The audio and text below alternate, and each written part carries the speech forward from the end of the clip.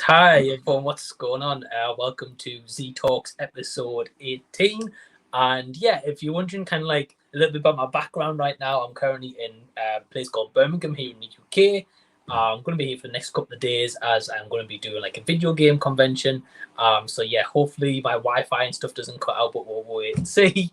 But yeah, joining me on Z Talks today is actually two guests who have been on Z Talks before, and two awesome people here. We've got Nate at Unbiased Movie Nerd, and we've also got Jamie Lee from In the Front Row down there, right there.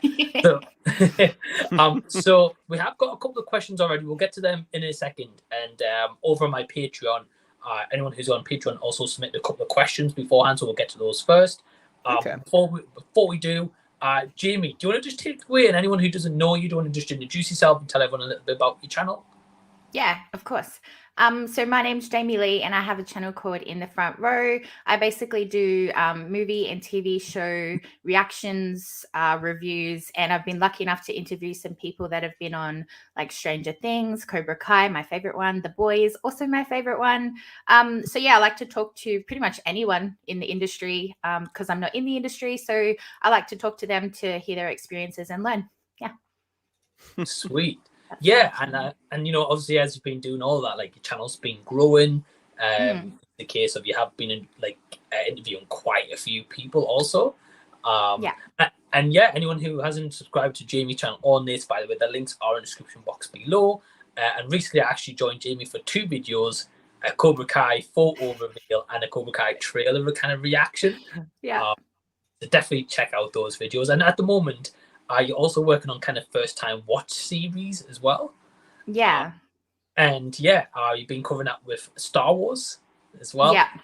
Which is I'm going to do other franchises, but yeah, I think we'll just knock off Star Wars first and then see where we go from there, I guess. Right. Yeah. And whatever anyone wants to watch with me, basically. Yeah. Star Wars is great.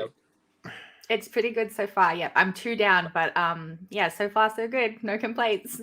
I mean, I complain a lot, but like I like it.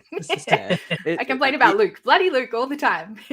I think you'll find that the Star Wars movies, they're like taffy in a way. You know, occasionally you'll get a really good one, and then sometimes you'll get one that's not as good as the last one you just ate, but you know, you still enjoy it. Yeah. Right. Well, she's working through the original trilogy right now as well, so 2 more trilogies to go. Right. Great. So yeah, so please go subscribe to Jamie Lee. Again, the link is down below in the description box. And then my other guest today is Nate from the Unbiased Movie Nerd, who holds the record now of being on Z Talks the most. So if you don't know Nate by now, Nate, do you want to Sorry, Elliot. It is my belt and my title, and nobody's taking it away. Right. But I am Nate from the Unbiased Movie Nerd, YouTube channel. I like Mike said, just in case you don't know who I am, I post videos and reviews on all the latest movies releasing, that are coming out. Just recently saw Fall, which Mike, I sent you a quick message about. It was really good. I don't know if it's releasing there in the UK, but man, if it does, you need to check it out. Right. But yeah, that's basically the bulk of what I do on my channel. Occasionally I'll do something a little different, maybe do a top 10 list. I still have a series developing called Throwback Thursdays, where I talk about, older movies that are no longer in cinemas. But, I like to have a lot of fun on my channel and just, do a bunch of different stuff. Right. Yeah, dude, that's awesome. And I got your message about Fall. We get like an early showing in the UK next Tuesday. Okay. And then I think it releases maybe the Friday. I'm not sure. Just a Unbiased Movie Nerd exclusive without the review even going up. It's a gift from the gods. Wow, that good. I enjoyed it that much. And that's it's probably saying something from somebody who's like scared of heights. So it's probably the best thriller I've seen all year. Like my only regret after watching it is not buying a 3D ticket. Like, I feel like this is a movie that would work really well in 3D, especially if you have a fear of heights. Because, dude, there are moments in that movie where you're just biting your nails. Like the camera's zooming in on the tower, it's showing bolts and cracks and creaks. Like it's just like a car crash in slow motion. You just know something is gonna happen.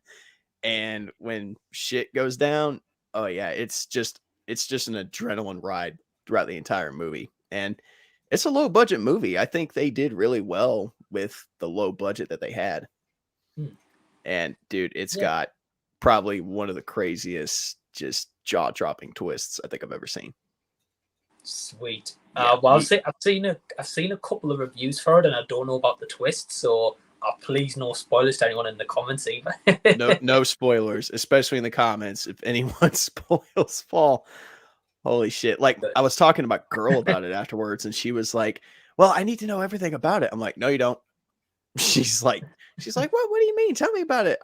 I told her the basics, and that was it. She's like, "But I want to know what happens." I'm like, "If I tell you what happens, it's gonna ruin the whole damn movie." Right. Yeah. Yeah. But exactly. It's good. I hope you enjoy it when you see it, man. Yeah, well, as soon as I see it, I'll be messaging you like directly. So I'll please do. So please go check out Nate's channel. Both channels, Nate and Jamie, are respectively growing really quick, so please go support them. Again, the links are in the description box below. We're going to go over to some questions, and the first one is so Jason firstly says, "Hi Mike, Nathan and Jamie Lee, hope you're all doing well." So What's up, Jason? Hey, Jason, doing good.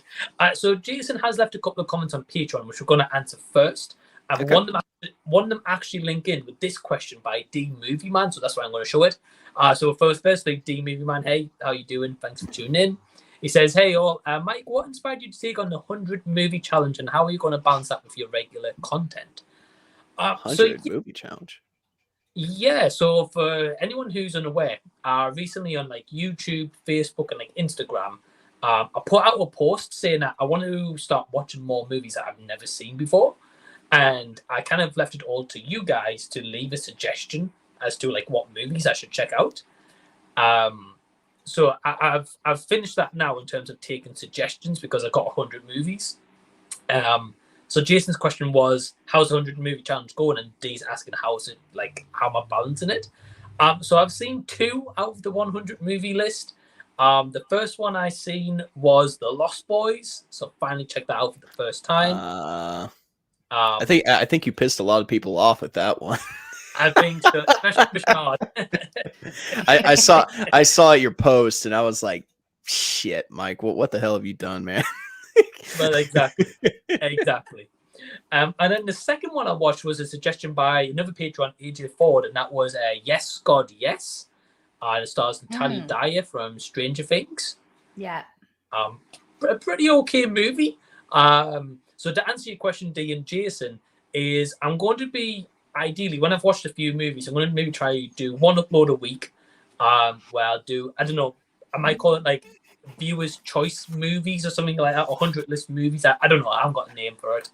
So I'm just going to do one a week. But for now, for anyone who's unaware, just if you search "Did You See That" on Letterboxd, I've actually been putting like some reviews, like a little bit down on each review of those movies. So when I end up to review them on my channel, you guys will know how they've gone. And just to quickly wrap this up, what inspired me was there's so many movies like that Nate maybe suggests, or like Jamie, when we're talking like we haven't seen like those movies, or people's just like, how have you not seen like X movie? And I'm just like, well, I just haven't seen it. So I kind of thought, I'll make it into a series. The next one I'm going to be watching is Gladiator, which I've never seen. Damn, son, Russell Crowe, you're gonna love that shit. I've heard. So I bought the Blu-ray the other day because it was on reduced actually. So I got the Blu-ray. Although after seeing fat Russell Crowe in Thor: Love and Thunder, I think my image of Russell Crowe's been ruined a bit. Yeah. Definitely when I was watching Thor: Love and Thunder, I was like, God, he's really buckling out of that like waistcoat or whatever he's wearing. You're not invited to the orgy. Right. Anyway, Thor: Love and Thunder, we could go on all night about that. Let's not even start Let's that. not. Let's not even open that crack. It's a rabbit hole. That's a Pandora's box we don't need to open right now. Yeah, right. Been there, done that. Right. So the other 2 questions we got were both from Jason.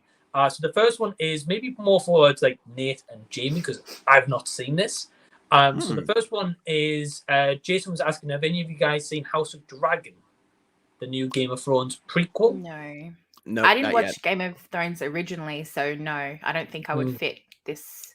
And people were pissed off at the end of Game of Thrones. So I'm like, I don't think that's one that I really want to dive into. Talk about one of the worst heel turns in TV history. It's almost like the writers were like, okay, we're out of ideas, and what next? The books ended a while back. So what do we do now? Oh yeah, let's just take one of the most loved characters from the show and make her an evil bitch for no reason. Wow. Right. Okay. Yeah. So Jamie, like yourself, I've only ever seen like tiny bits of Game of Thrones. I've never actually seen the full thing. Yeah. So that was the first question. So sorry, Jason, none of us have seen House of Dragon. Yeah, sorry. I have a friend covering it, and he reckons it's pretty good. But yeah, I haven't watched it, and I don't intend to. Yeah, I got a bunch of people I collab with. They've been talking about it. I'm like, dude, I'm busy with my own videos and my own personal life. I haven't had time to sit down and watch it. And well, the second question is, Jason was talking about She-Hulk, which I know James definitely been watching. Yeah, definitely watched that one. And he was saying like if you guys are enjoying it, and also do you think it's more comedy central than like action centered? So I'm going to throw that over to you guys. You can go first. Okay. I liked the first episode. The second episode, I like that what it's setting up for, but it was really, really quick. Like it went for like 20 something minutes when you take out like the credits and the intro and things like that. So I don't think that's enough time. And as you know, Mike, I've got a real like I get really cross with Marvel and their 6-episode series because it doesn't work for me. It feels like really badly paced. And so when I heard 9 episodes, I was stoked. I was like, yes, this is so great. And then it feels like they're cutting. Is it 9 episodes? It's 9 episodes, yeah. So I was like, yes, like it's going to be better. And it's not because they're shortening the episodes. So it feels like it's still going to be 6 episodes, really. Like you think you're going to get more, but you don't get more in the episode. And what I am getting from it is like, I'm probably going to get bashed for it. So sorry, Mike, but like, it's really, it's supposed to be a comedy, right? It's supposed to be funny. It's not to me, which is disappointing to start with, but that's fine because I really feel like the story's going somewhere. But it's so political. Like they chuck in so much like women versus men. And I don't like that. Some people do, sure, great. But like they really bash men. Like even to the point where Hulk is completely like disrespected by his own cousin who really should have respect for him because he's been there and done it. So it's sort of like if you're a man, I don't know how you would feel about it, but me being a woman, I'm like, we can get the point across that we are strong, we are independent, we are career driven. Those messages can be put out without bashing men. It's just, it seems so political and that's okay, but maybe not in a show that's trying to be funny because it's like, well, what are you trying to do? Are you funny? Are you serious? Are you trying to get a message across? Is this a superhero show? Like, that's kind of the point why I'm here. I want to see some action, like, sure, add the comedy, but it just seems a little bit like, I don't know. And it makes me feel uncomfortable watching it. I'm like, yeah, it's awkward to me. But anyway. That's interesting. No, it's interesting because you're right though. Because the thing is, if the show is meant to be like mainly comedy, but they're trying to get like that serious message across, it's kind of like it doesn't really come across because they're trying to like joke it off as such. But then it's kind of like, oh right, well this is our message. Like I don't know, it's like kind of like the same thing. Like if they made something where like it's like men trying to bash women, kind of thing. Yeah. It's like. But if men did that in a movie, there would be uproar. You know what I mean? It would be like, oh, women are poor women. And in this, I've like the first episode alone, right? There was 3 men in the entire episode. And one was Hulk. One was like a douche guy from The Office who they made out to be like a jerk because, he's a man and he's got more power in the office, things like that. And then the last one, or not one, but there was a group of them. And they were basically implying that this group of men, were at the pub and basically going to, I don't know what, but basically were harassing, Jen. So, unwanted advances. Yeah. And Yeah. yes, that does happen in real life. We get that. We know that that happens to women. You don't need to tell us that that happens to us. We know that that happens.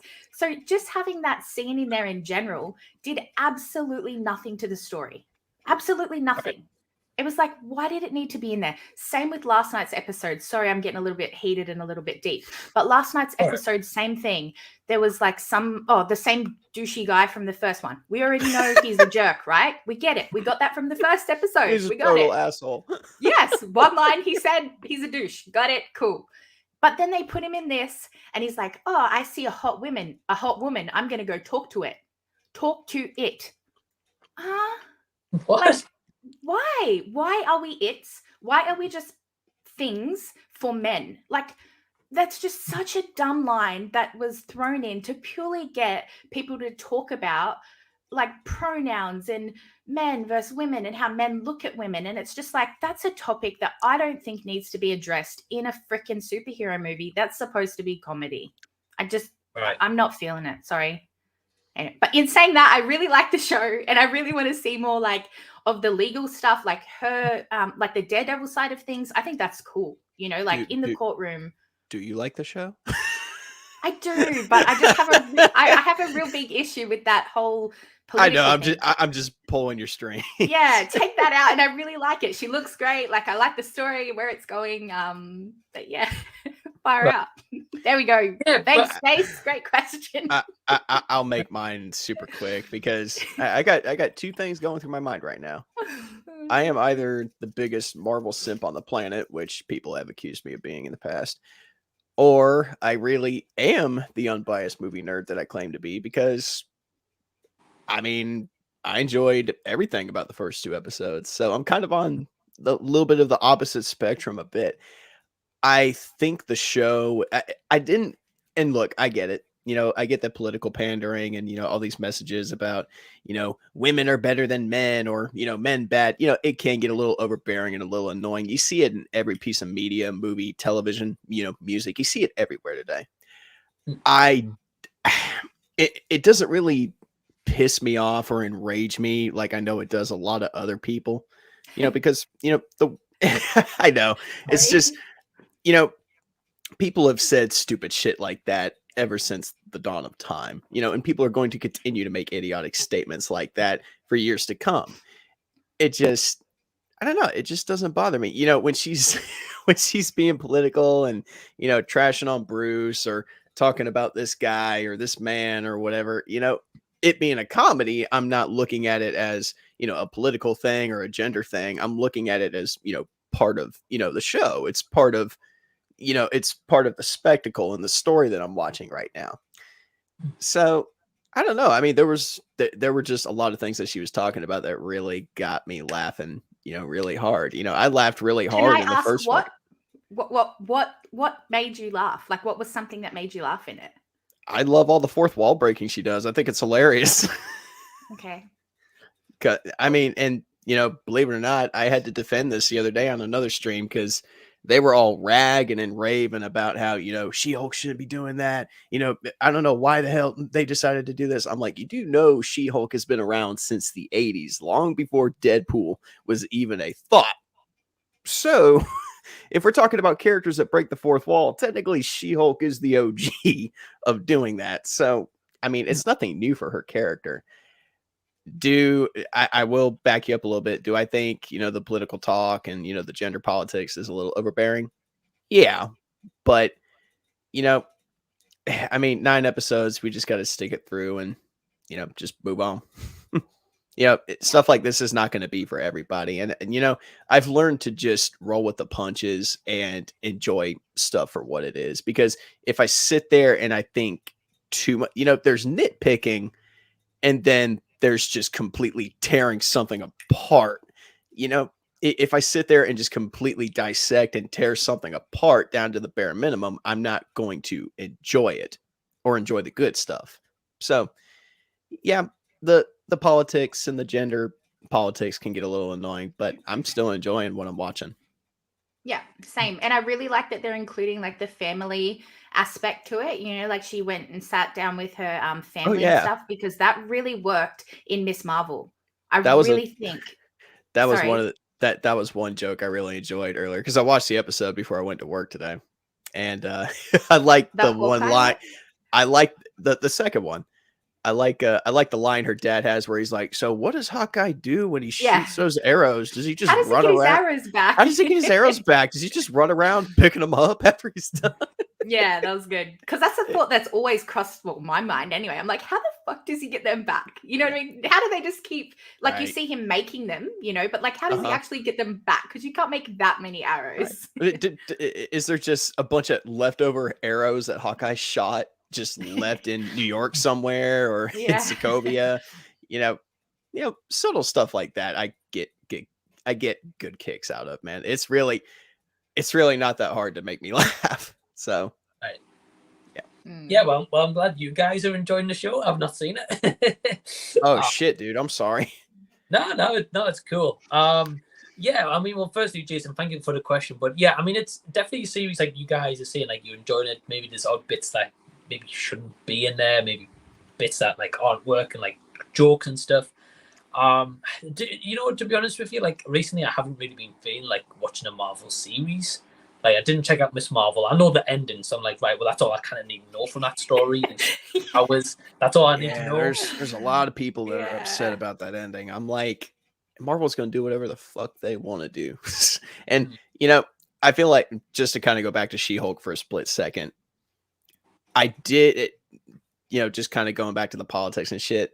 I think the biggest reason it didn't bother me is because it felt like they were poking fun at it. You know, it's very self-aware in what it's saying, like to the point where you hear some of the shit and you're like, okay, they're not being serious. You know what I mean? But they are. That's the point. That's where I get frustrated. It's supposed to be a joke. It's supposed to be a comedy, but they're taking it. But that's the thing. I that's where I differ. I'm taking it as a joke, and that's why I'm laughing at it, and I'm not taking it seriously. I'm like, okay, the shit, because some of the shit they say, it just borderlines stupidity. Like when you hear it, you're like, okay, they're not being serious right there. Like, oh god. I think personally it's going to be a one where it's always like down to that person how they take that message. Yeah, it's subjective. It's like like not like Jamie, like you're taking it more seriously. Like Nate, you aren't. I might go in and I might think the same as Jamie. You know, I really don't know. Like for example, I know like with Avengers Endgame, it's not really political, but I felt like the woman reunion in that circle was forced in. Yeah. Like it was definitely earned, don't get me wrong, but it was like it just felt like a forced moment. Yeah. It felt like there should be like one or two extra scenes added in that battle to them all just getting into that circle. But honestly, it was just like, the 355 offended me a lot more than She-Hulk has. So we've actually got some comments about She-Hulk, so we're gonna get to them. But yeah. Oh god. It's boy. Sorry guys. Pandora's box. Here we go. Well, first we've got Ryan from RWR Review. So hey Ryan, hope you're doing good. He says, hey guys and lady. He says, would you rather explore space with Neil Armstrong or travel to Rome with Julius Caesar? Julius Caesar for me. I think it'd just be so much more interesting. I'd like to go to space. Neil Armstrong. I'm going to space. Yeah, same. That'd be cool. I'm gonna go colonize Mars and say fuck every human being on this planet because I'm sick of humanity at this point. I mean, if you can take who you want and, you know, like really set yourself up, yeah, same thing. I'll take my family and bye, bitches. I'll just take my girl and my dog. I'll be all right. But Ryan's not said if we can take anyone. We would have to go with Neil Armstrong. If it sounds you got to be specific, Ryan. What are the rules? What are the terms and conditions of this trip? Is it a free trip? Do we get first class? Exactly. I'd still go with Neil. I'd still go with Neil Armstrong, man. I'd be sitting in the spaceship drinking beers and just having a party in space.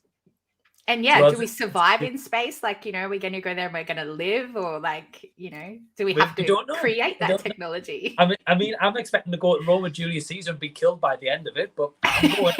True. Are we just going to go do donuts on the moon and then come back? Like, yeah. What are these terms? Come on, Ryan. Well, Ryan, if you're still watching me out some terms, we'll get back to it. Thank you. We've got Digital Tasties. Well, hey Gareth, so hope you're doing good. He says, is 4K the last optical disc format ever? No, not in my opinion. Because I don't know about you guys, but they've already like made 8K TVs. or at least like testing them, like Samsung. So it's only a matter of time. Like 4K is going to last for a while, I think, because it's still fairly new. DVD will obviously go extinct very shortly. It'll be like Blu-ray and 4K releases, and then I think they're already extinct. Every time I buy a movie, I always buy it on Blu-ray. yeah, but there's still like release movies on DVD. Like even if it's direct to DVDs or even if the new releases, they'll still release them on that format. So it's usually like DVD, Blu-ray, and 4K releases you normally get, or at least what time you get. So yeah, I mean, I don't know about you guys about this. I personally say no. Jamie? Well, no. I'm assuming no. Like technology always gets better, so obviously they're gonna, as you said, invent 8K plus plus plus. It's only gonna get better. But yeah, I don't know. I'm a bit on the fence because I don't really buy DVDs, so I can't really have an opinion, I guess. A lot of my content, as you know, is like streaming. So yeah, I'm assuming it's gonna get better, keep advancing, but I'm not a part of that world, unfortunately. Right. I want to be where the people are. Just no. Me personally, no, I don't think it'll disappear because one, studios still make so much money off of DVD and Blu-ray sales. So, I feel like as long as they keep making money off of, those sales, they'll keep pumping out disc versions, for years to come. Right. Which, speaking of that, just bought this recently. Mike still hates this movie to this day. So, well, hold on. I never said I can't. I said I like the first two acts, and then after that, it goes a bit overboard. Yeah, I still don't understand that argument, man. Because honestly, to me, the third act is the best part of the whole fucking movie. But I'll do that. Fair. Well, we've got Ryan very quickly adding into this comment. He says DVD is still the highest board format percentage-wise, around 50%. Also, we have tech that goes to 8K right now. It's just not released. Gotcha. Yeah, heard about that. Because you got to think, like as Nate was saying, these studios are making money off DVD, Blu-ray. I know some people say physical media is dying, but not really if they're making this off that. So, like we've got like so many classics recently, like Back to the Future 4K. I know, like Jaws, E.T., whatever. So if they get released in 4K and people's buying them, when they release 8K, what's to stop that studio from just releasing it on a higher format? Because Back to the Future, I'll be there day one to buy the 8K format. So, it's people like myself and even Jamie might come across and be like, oh, yeah, I really want that, Yeah. So, and there's a whole there's a whole big world of collectors out there, you know what I mean? Like there's more people do collect those sort of things than you think would. Right. Yeah, you're right. Because I know I watched a video the other day on AJ Movies Place channel, and he was saying like during COVID, obviously, all of our cinemas and theaters and stuff were closed down, and the studios then decided, oh well, actually, we'll just release an older title on Blu-ray now or on 4K, like whatever the case should be. So yeah, you're absolutely right. But thank you for the question. That was actually a great question. But we have got a comment from Ryan about the previous questions. I'm going to quickly show that one. Okay. So when you were saying about would you rather go to space with Neil Armstrong or roam with Julius Caesar, he adds here. Let me have a look. He said you can bring whoever you want with Neil or Julius. And nice. Space it is. Space Take then. me to the moon. I love Rome, but man, I got to go to space. I'm still sticking with Rome. You just a home buddy, Mike. He wants to go drink wine and get slaughtered. Leave him alone. I don't know. I think you've got like all these stories about Julius Caesar, and not saying that they're good stories, but then Armstrong, you're just like, oh yeah, he went to the moon. That's it. It's like, yeah, but you can take whoever you want to the moon. You can create your whole new world there and just leave him on the side. But you're stuck with Neil. What? He's boring. Yeah, but Kick him off with the artist mask. Mike wants to run around. Mike wants to run around in the Coliseum with a loincloth on, fighting lions and trying not to get eaten. A robe. You want a robe, don't you, Mike? Pretty much. You're so sweet. Oh dear. We've got Reginald Baptiste saying, "Hey everyone." So hey, Reginald. Hello. I'm doing good. Right. So we've got a question from D Movieman, And he says, what's a film/TV show that someone couldn't pay you to watch? Or if they could pay, what film TV show would they pay a high price to get you to watch? For me, it's The Human Centipede. And he says, What? Nope. I do understand why, though. That movie is gross. I haven't watched it. I tell you what, I've got the perfect answer for this one. So I'm not sure if it's on in America. I think Australia have a version of this. I might be wrong. But it's called Love Island, if anyone's heard of it. Oh yeah, we have that crap. Yeah. Oh my Right. gosh. So I'm not a huge fan of reality TV. I don't mind odd bits and pieces, but my partner Emma loves it, and every year she's been like, she watches it, and she's always like, "Oh, are you gonna watch it this year?" I'm just like, "Nope, you can't pay me enough to watch it." So for me, that would be my answer for you can't pay me to watch it. Like I wouldn't watch it. I'd have to think of like someone have to pay me a high price to watch it. But Jamie, can you think of one top of your head? Not off the top of my head, but I will think on it because that is a really good question. But while we're on the topic of the reality TV, do you guys have Beauty and the Geek? Like similar to Love Island, or not similar, but you know, no. Oh, that's a good one. I like that one. And normally I don't like that reality crap. Same with you. I'm like, oh, this sucks. But that one's a pretty good one. Like they take these nerdy guys and these like super hot girls, and you know they show them that they're worth something because usually they've got like, I mean, again, it's probably all scripted, but they think that they're like not worthy because they're nerdy, and it's like, dude, you guys are so cool. And 9 times out of 10, they teach the beauties that you know, they're the ones with the self-conscious and not the issues, but like they sort of balance each other out and like show them that, you know, they're both worth something, which it's really good. It's so cringy, and you know, these like nerdy looking guys get these great transformations, but it's really, for such a cringy dumb show, like it's actually really inspiring and like quite uplifting to watch. I like it. It's good. Anyway, Nice. you guys don't have it, so kind of waste of time. But yeah, I don't think I've ever heard of it. Yeah, right. Maybe it's just an Aussie thing. Maybe, yeah. I was actually about to ask you, is it just an Aussie thing? But I don't know. But Nate, do you have one? I have a movie. And I don't know if any of you guys have heard of this one, but 365 Days on Netflix. Oh, okay. I've heard Yeah. of it. God, yeah. I would rather watch 50 Shades of Grey bound in my chair with a damn gag ball in my mouth than ever watch 365 Days. Yeah, I got through the first one, and then apparently there's a third one now. And the third one, there's like 2 guys kissing, and I'm like, where did this? They're building a trilogy off this shit. Yeah, and it's like the first one wasn't even good enough to have anything follow on with. It's bad enough that 50 Shades of Grey makes Twilight look like Shakespeare by comparison, but 365 Days makes 50 Shades of Grey look like Shakespeare by comparison. Yeah, it's God. definitely. I saw and like one even the sex isn't good. Let's be honest. You know what I mean? Like if you watch it purely for that, it's like maybe the first one, but then after that, it's like it's not even that. It's not even like good. To me, I saw one trailer for it, and the trailer told me all I needed to know. Oh, so you haven't actually watched the movie? No, I have not. I was like, so the guy's an abusive dick, and she's somehow into that shit. He's not even an abusive dick. He literally like kidnaps her. Like, I know. Literally. I'm like, so we're just going back to the thing we already explored in Twilight, where I guess the ultimate female fantasy is just hooking up with someone that just abuses them fucking mentally.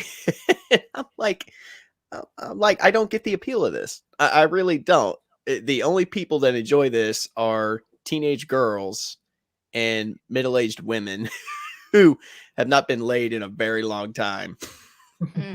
Well, the funny thing is that you mentioned 50 Shades of Grey. That's on my 100 list of movies to watch. Oh, you poor thing. I will tell you right now, Mike, and this is up to you.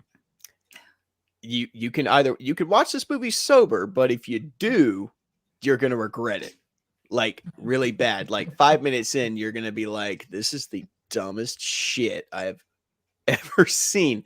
Dude, my advice: just get shit-faced, invite a bunch of friends over, watch it with your girl or something, just get drunk off your ass and enjoy. That's the only way you're gonna get through that movie. I'm not looking forward to it, but you shouldn't. Like, nobody should look forward to those movies. Nah. The author wrote those fucking books on her BlackBerry, and it shows. Wow. Okay, I didn't know that. Yeah, dude, it's literally Twilight fan fiction. 50 Shades of Grey started off as Twilight fan fiction. I shit you not. Wow. Okay. Okay, I did not know that. You learn something new every day. Bloody hell. Well, I mean, as I say, it's on my literally list. Someone picks it out, so I have to watch it. So we'll get it. Whoever picked that out for you hates you. I'm just saying. They hate your guts if they're trying to make you watch that movie. I agree. Well, Dick, thank you for the question. If we have any more, we'll come back to it. But yeah, I agree. Dick. Yeah. We got Soph saying, "Hey, lovely people." Say, "Hey, Soph." Hey, Soph. We've also got the viewer Drew saying, "Hey, what's up?" So, hey, Drew. Hey. Ryan says, "I've seen Yes, God, Yes." Yeah, Ryan, if you're still here, leave a comment down below. Let me know what your thoughts were of that. I enjoyed it. Definitely things could have been improved on, but we'll get to it. Soph says, "Watched Nope last night. Was interesting, but not mind blowing." Yeah, I actually watched it 2 days ago. I'm not going to review it on my channel. Probably I've left a review on my letterbox. Yeah, I'm going to be honest with you. Like, I enjoyed the movie. I thought it was better than Us. And I quite like more of the just simplistic plot of the whole thing. Mm-hmm. A little bit long, being honest with you. Definitely could have done without 10-15 minutes of like, especially like a side character as such. I'm not going to mention for anyone who's not seen it. But yeah, I definitely get where you come from with seeing it interesting, but not mind blowing. Yeah, I felt the same. It's a good suspenseful thriller, and when I saw it, I mean, I enjoyed it. I personally think it's Jordan Peele's best film. That's just me, though. I know there's a lot of people out there that disagree, but I mean, I enjoyed it a lot. Yeah, I'll have to say Get Out for me, but I know that's for a lot of people as well. Jimmy, you haven't seen any Jordan Peele movies, have you? Yeah, none. No. None. Yeah. Jordan Peele and I should know his fucking name. Guy who did The Northman, The Witch in the Lighthouse. Oh, Fuck. Robert Eggers? Robert Eggers, yeah. Him and Robert Eggers and Jordan Peele are like the people to go to if you want to make some weird, just ambiguous crap. So well, they've both made 3 movies now, so it's good. It's like both, yeah. We'll have to see. Which all 6 are really good. No, can't agree. I don't know if that was intentional or not, but nope. Traitor. Well, I threw it in there. I'm just busting your balls, man. Anyway. Ryan says, "I hated the ending." Yeah, of Nope, I'm assuming. Yeah. I can get where he's coming from. No spoilers, haven't watched it. No, I'm not going to spoil it. Don't worry. Okay. We've got Soph says, "Finally, Mike is saying Gladiator. I'm proud of you." Well, thanks, Soph. I'll probably check it out when I'm back because I'm in the hotel. Obviously, right now I'm not at my home. But yeah, definitely go check it out. I think I might also be getting Elliot from IMO Reviews to collab with me in that movie. So that'd be cool. He's seen it before. Soph says, "I love the first episode of House of the Dragon. I love Game of Thrones. I have a dragon egg tattoo and currently wear my Mother of Dragons t-shirt." That's awesome. Yeah, we all haven't seen House of the Dragon yet. But yeah, again, I've heard good things. Like Jamie and Nathan have heard good things as well. But we know nothing, Jon Snow. Right. Right. Yeah, I mean, I'm glad people like Game of Thrones. I've heard it's meant to be really good, except for like the last season. But it's I don't know if I'll ever get to it. Being honest with you, it's too many seasons. Yeah, same. Too far gone. Yeah. We've got Legworm News saying, "I personally think the whole Knights, Dragons, Elves thing has been overused, in my opinion." Okay, that's an interesting from a certain point of view. I feel like if you're able to incorporate it and do something different with it and tell a cool, intriguing story, it really doesn't matter. I mean, you look at stuff like House of the Dragon and then look at Rings of Power, which is getting ready to come out. I mean, 2 totally different shows, 2 totally different stories. I mean, it's all really about representation and how you present those stories. Yeah, I think it's like anything, like, because like same could be said for like superheroes as well. In all, Yeah, again, it depends how oversaturated. like, I think one of the best superhero things I've seen in the last couple of years, except from the big highlight Marvel movies, is probably the first season of The Boys. Like, I really enjoyed that. And I know Jamie My man. I really need to get this 2 and 3. I really do. Just finding the time. I want to bow down to you, dude. I woke up this morning to 2 messages. Jeffrey Dean Morgan from, he's from Supernatural. Most people would know him as, but he's my Negan. He's my Walking Dead. And he has joined The Boys. I was like, oh my God, not just my day has been made, not just my week, like my whole life has just felt like this completeness come over me. Speaking of perfect casting, I'm so happy. Speaking of Jeffrey Dean Morgan, he's in Fall as well.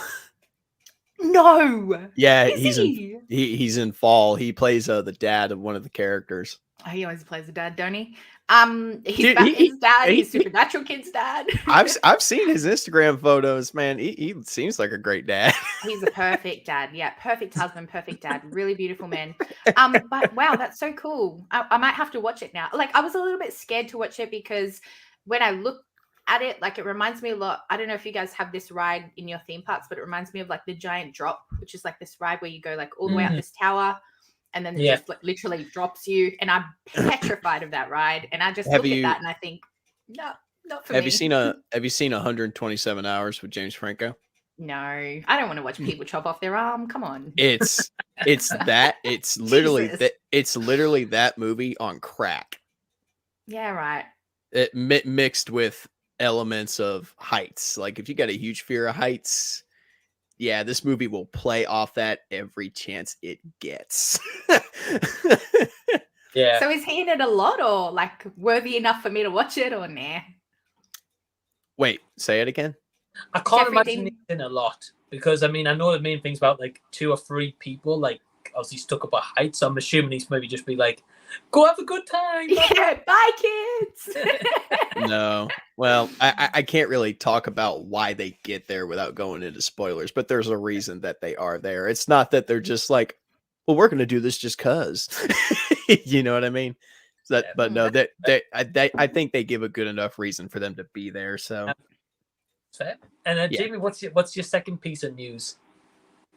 Oh no, that was the news. That's the best news, Mike. 2 people messaged me like, oh my God. Guess what? Yeah. Oh. No news is better than that, Mike. Let's be clear on that. There's no news that will be better than that. Not at the moment. But Lego M News, thanks for the comment. We've also got Playtendo Pete saying, hey everyone, I hope you're doing well. So hey Pete, hope you're doing good. We've also got Josh from Klassic Reviews saying, hey guys. So hey Josh, hope you're doing good. What's up, Josh? Okay, so gonna go back on some of the questions here, but we've got quite a few. Okay, Ryan's thrown out here. If you could go back in time and experience something in history, what event or time period would you experience? Now here's a counter question to that. What if it was something in history that was dangerous and tragic, but we didn't want to die in it? Would we be able to come back? Or would we still have to die with all the other people involved? Right. I think that question, Ryan, if you're still watching, I think it's a little bit like the space and Julius Caesar. Like, do we live through those moments? Yeah. Not live through it, because, like, are we just like an apparition in the air, so no one sees us and we get to experience it? Like, yeah. So we'll come back to that question because it's a good question, but.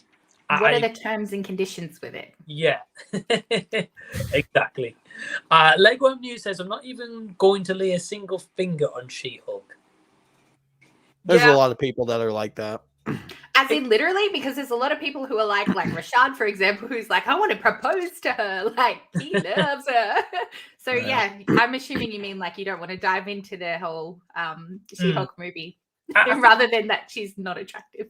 I think it's like, for me personally, like I've been hearing like your breakdowns, Jamie. I've been hearing like Rashad's like weekly thoughts. So I know spoilers as it is. I know it's spoiling for myself.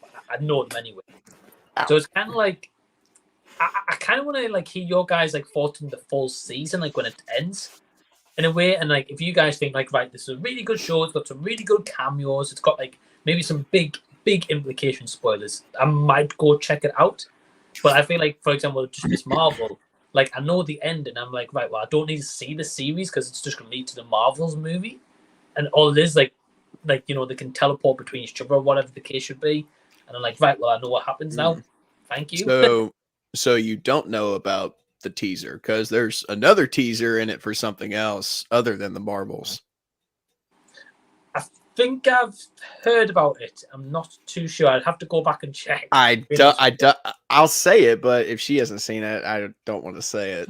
I've watched Miss Marvel. I covered Miss Marvel. Yeah. They basically come out and say that, you know, we're getting the mutants and the X-Men at some point. Yes, yeah. One of them was teased as an official like mutant as such. Yeah. Yeah. I've read about that.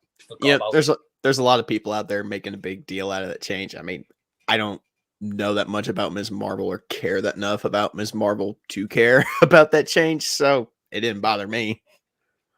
Yeah, I'm not honestly. I'm probably not going to check out Ms. Marvel. I might check out She-Hulk though, because obviously it's like the Hulk, She-Hulk, Daredevil, so obviously it's going to have some kind of big implications. Because I mean, like Lego News has also had knees in like it just looks cringe to him. He's seen that his friend said the same. He's only going to watch the episode with Daredevil, and that's all he cares about. Again, that's fair. I mean, I'm intrigued to see what they're going to do with the Hulk. I really think Daredevil's only going to be in there for like maybe a minute or two. On IMDb, I had a look and it said 8 episodes. So I was like, yes, he's going to be in tonight's episode. And then no, he wasn't. So I'm like, oh, wow, that's clearly not right. I think to me, and I might be wrong, but I think I could be wrong. You guys watching it, I think he's more likely going to be in maybe the last like 2 episodes. I think it'll be one, as Nate said. Yeah, they'll just tease us, you know. It'll be a cameo because I mean he's getting his own series in about a few years anyway. So right. Well, no, that's I think that's next year. I think 24 or 23. I think. Well, one question I've got for you guys, because I know Jamie, you said this earlier about She-Hulk had more episodes, but they're shortened episodes. So are they like 40 minutes long? Are they less than that, or? Literally, last night's episode, I reckon, would have pushed 25 minutes, if that. Really? Yeah. She ain't lying. It was short. Like I completely lost track of time watching it because, you know, you're watching it and then it just ends. You're like, wait, that's it?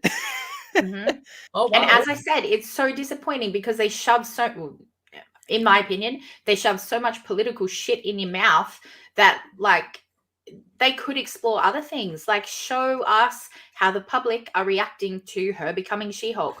Show us a fight between her and her friend, because like her friend completely is like, yeah, become She-Hulk. And as a result of that, she loses her job. And it's like, okay. And they're still sitting there like, oh, everything's fine. You just lost her job for her. Is there no like conversation at least about that? I don't know. I'm just maybe thinking too far into it, but it's like, show us what people are thinking about. Don't show us what you think people want to talk about, which is politics, because that's never going to end well, because no one's ever going to agree. And I just don't think it's the right space to bring all that in. I'm very much on the side that, you know, once again, just touch on politics a bit. I feel like you can talk about politics and you can acknowledge these things if they make sense within the confines of the story and the narrative. You know, don't just shove them in there for the sake of them being there. You know what I mean? Yeah, definitely. I think it's one of those. I mean, like, I just want to show this comment that Josh has just said. He said She-Hulk was pretty rough. It's such a, I'm assuming, a show making Hulk say things and stuff. They are doing the fourth wall, which doesn't work for the show.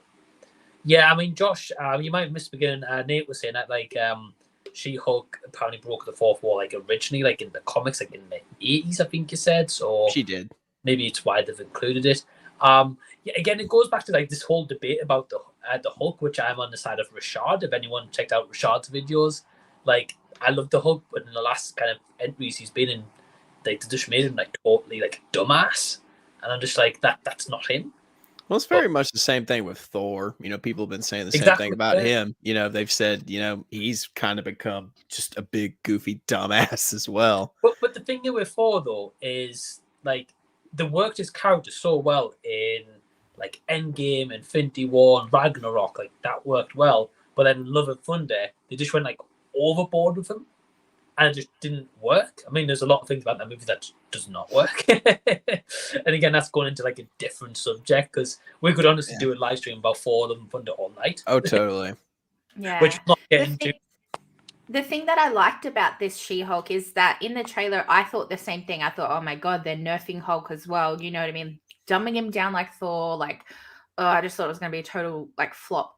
But I actually think the opposite after watching the first episode, that they sort of gave him like the respect, or like not respect from Jen, but respect like from an audience perspective, that he's been through a lot. You know, like he has spent the last 15 years struggling with these alter egos and struggling to get like a life, really. Let's be honest. Like, he is the green guy, you know, and it's hard for him to live. You know what I mean? Like, he's literally living isolated in this little beach hut. So I think it really gives sheds a little bit of light. I'd love to do that. Yeah, I guess. But like, you can see he's lonely. You can see he misses Tony, and like, he doesn't have support or friends, or like, it really dives into like his struggles a little bit. And, you know, not so much even struggles, but like shows us a little bit about what he's been through and what he's doing. Like, he believes now it's his responsibility, which sounds a little bit Spider-Man-ish, to, you know, like save the world. You know what I mean? Like, it's his responsibility now as a superhero. And yeah, you can see that he's really diving into that sort of stuff. And I don't know, I really like that they, showed us a bit more about him in her season or series, I guess. Because people are shitty that he's been dumbed down. And like, even in the trailer, for example, you know, he throws the boulder and then she throws it further, and that's all you see, right? And you think, oh my God, what a joke. Like, she's learned how to be better than him. And like, she's only one episode in, like, what a cop out. But in that, he picks up the boulder and like launches it into fucking space. You know what I mean? So it's like, I am stronger. Like, I am better. You know, I saw a meme the other day about the boulder toss, and it shows him throwing the boulder, and then there's a caption on the bottom of it. It says, "Meanwhile, on another planet," and it's a bunch of dinosaurs just chilling there, and they're all like, "Oh no, not again." Nice. That's good. Oh, God. Yeah, I don't know. I think I'm going to leave like She-Hulk to you guys, because you guys have seen it. Jamie, I'm just waiting for your analysis every week to like listen to what's happened. Yeah, a lot of people don't like that weekly update, but I feel like for me, it really like keeps track of my thoughts and like what I thought about it, rather than waiting till the end and just doing like a final wrap up of it. Because I'm like, oh, what specifically did I not like? Because same with Nate, like I just asked you, like, what specifically did you find funny? Because like I can't pinpoint anything, you know. So yeah, just getting those thoughts like straight away. I like doing that weekly thing rather than at the end. I'm kind of the opposite. I think if I was going to like review shows or specific seasons of shows, I would do it kind of the way I do it now. Like, I would probably watch the whole thing and then kind of review it like I'm reviewing a movie, kind of. Yeah, I think really, people like have an issue with it, because like you can't judge a whole, like the way that I'm doing it is stupid, because you can't judge a whole series based off one episode. Do you know what I mean? So I'm not like judging it in a sense of like, oh, the whole thing's going to be shit. But you know, what I'm saying is, you know, aspects of this episode were shit because, or, you know what I mean? I liked this because. That's what I like doing. Well, I can understand. I'm sorry, Mike, go ahead. Oh, go on. I was just going to say, I can understand why people are kind of against that, because, I mean, what's the best way to word this? It's different for everybody. If that's your way of talking about the show and dissecting it, then that's okay. You know, people like me, I might want to wait until the very end before I pass judgment. But there are a lot of channels out there that do judge an entire show based on just one episode or 2 episodes, and then they just make a judgment on it and go, oh, well, the show is shit. You know, I can remember when Obi-Wan was still streaming on Disney Plus. You know, a lot of the people I hung out with every fucking week, we sat down to, you know, talk about it. All they did was just trash on it and say the show was terrible. I'm like, yeah, but we got like, you know, 3 more episodes left. Like, let's just wait. I mean, yeah, they did have some valid criticisms about Obi-Wan and some of the stuff, you know, they did in the episodes that they had watched, but, you know, they had already made up their minds before the show was over. And I feel like if you pass a judgment. If you pass a judgment like that before the show is over, it just affects your entire viewing experience going forward. You know what I mean? Because, sometimes it does take time for stuff to pick up. And, the stuff at the beginning may not be as good or as exciting as the stuff that comes later. So, I always like to hold my judgment until I'm pretty sure that what I'm watching is crap or that it is really good. Yeah, but that's just me. I know there are people out there that are different. Yeah, I mean, I would agree in a sense in terms of like if I was to review She-Hulk, I would review it like at the end of the season. Yeah. But I know, for example, Jamie's a huge like buff on TV, so I think like for example, especially like I would say in the most like recent years, Jamie, like where I agree with you in terms of like when you release it weekly, is like so many people nowadays are talking about that episode. I want to be like, right, what was She-Hulk's episode 2 reaction? Or like what do people think of like say Daredevil appearance of, as an example, like they want to see that reaction kind of thing. Yeah. And I think it also depends on like your content. For example, like if you're doing like a lot of reviews every week, you might be like, oh, well, I don't want to like include like a TV episode every week. But if you like, as say, Jamie, you're watching like you love TV, so it makes sense for you to do like weekly reviews. And like Rashad, I know like Rashad does like weekly reviews and like She-Hulk or like Raising Keenan or whatever he's doing it on. Again, he's like another big TV guy. So I think it's like, again, two sides to it. Like I would review it probably season wise, but I appreciate the episode reviews. If it works for you, it works for you. So that's my opinion on it anyway.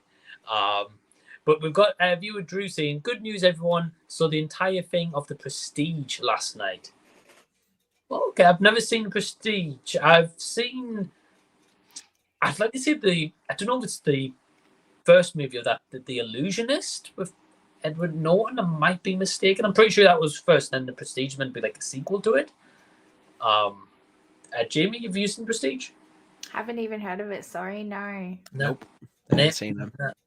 Also, I heard Edward Norton and was like, "Oh yeah, this is an older film," because Edward Norton is like, I don't know, dying in a ditch somewhere. I guess. I'm like, what happened to that guy? Well, I know a couple of years back. I mean, maybe 2 years, maybe more, a little bit more than that. He did a movie called Motherless Brooklyn. Got like a very small cinema run. It had like quite a few famous people, and to be fair, like he wrote the movie. But yeah, you're right. Like I haven't seen him swing it for a good while.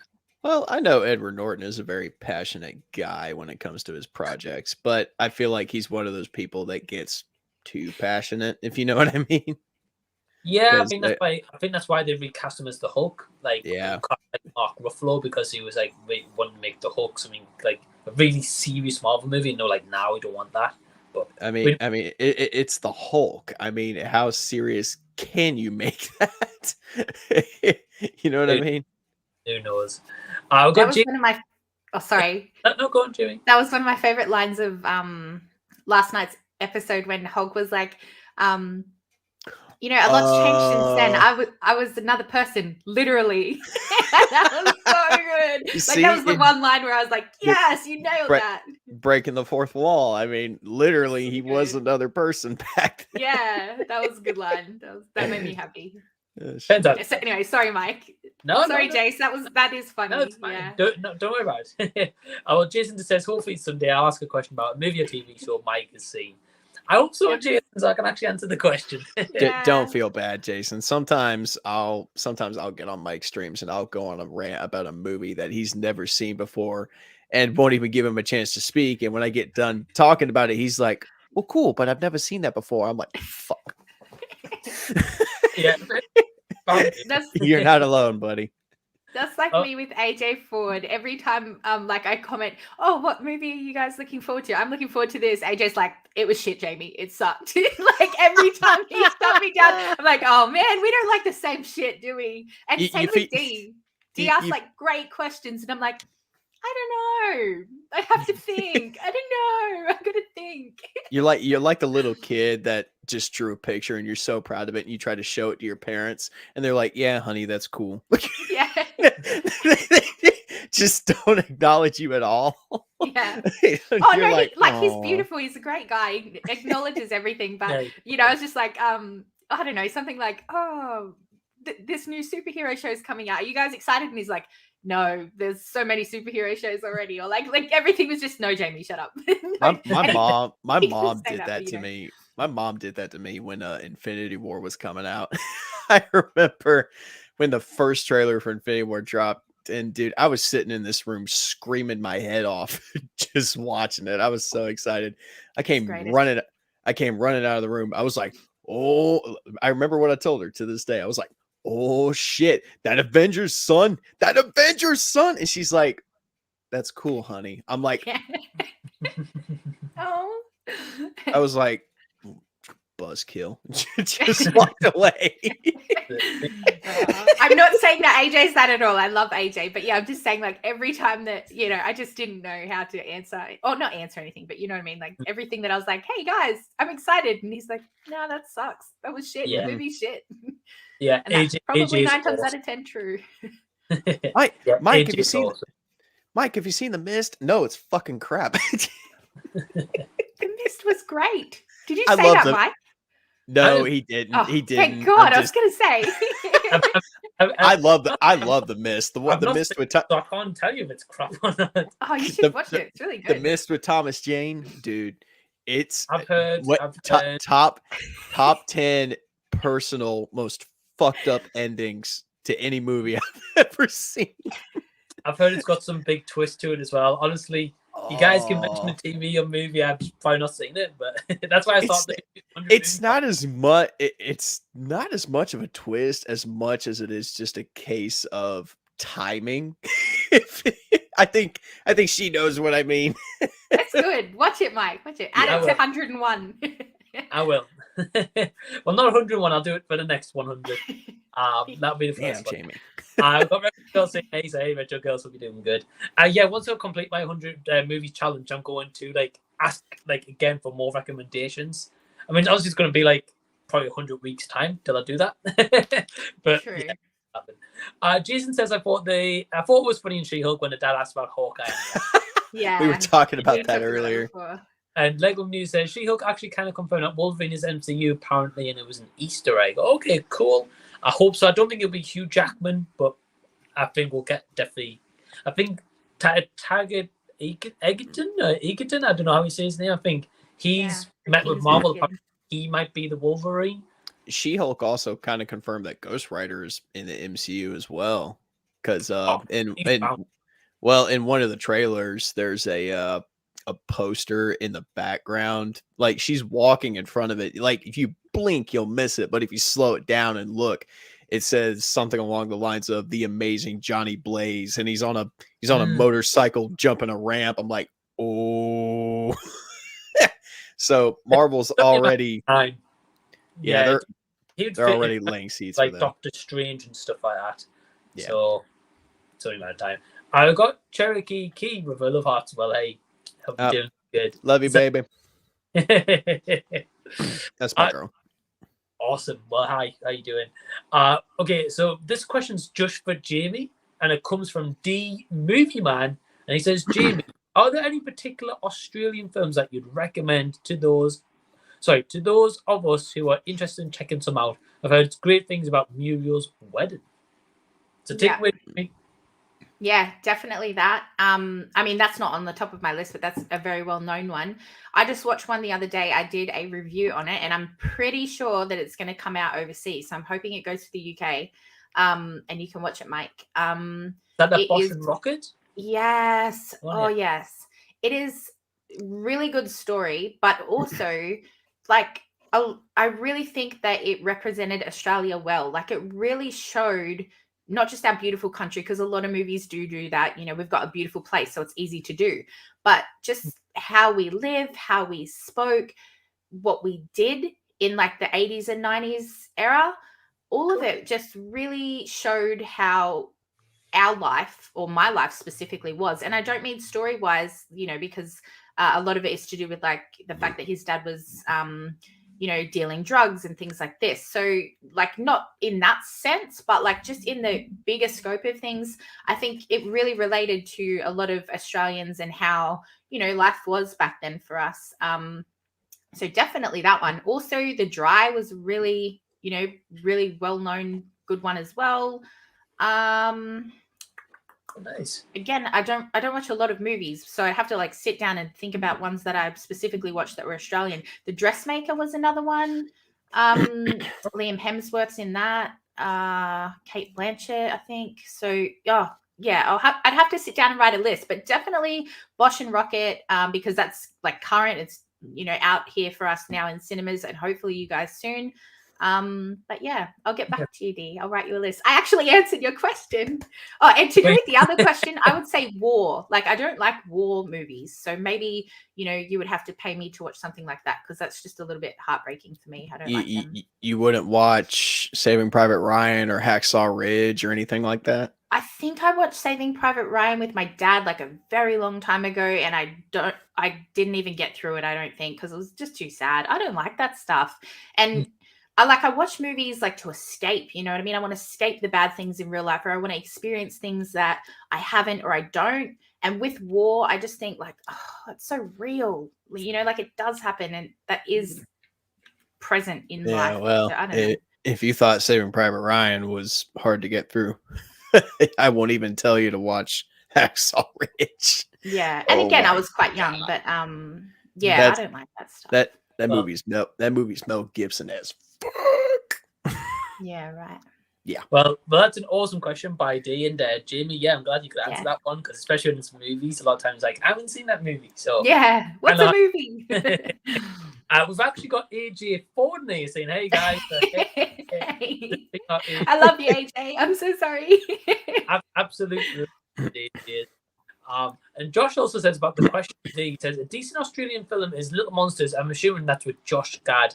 I said it's pretty funny, but I don't remember much about it. Very cool. Okay. Never even heard of it. I think I've heard of it. I've never seen it though. Like I might have been flipping through Tubi and it'd be there. We just say the ending of The Mist is something. Yeah, I've heard. Stop hyping this up. There's lots of boys hyping, and I didn't like it as much.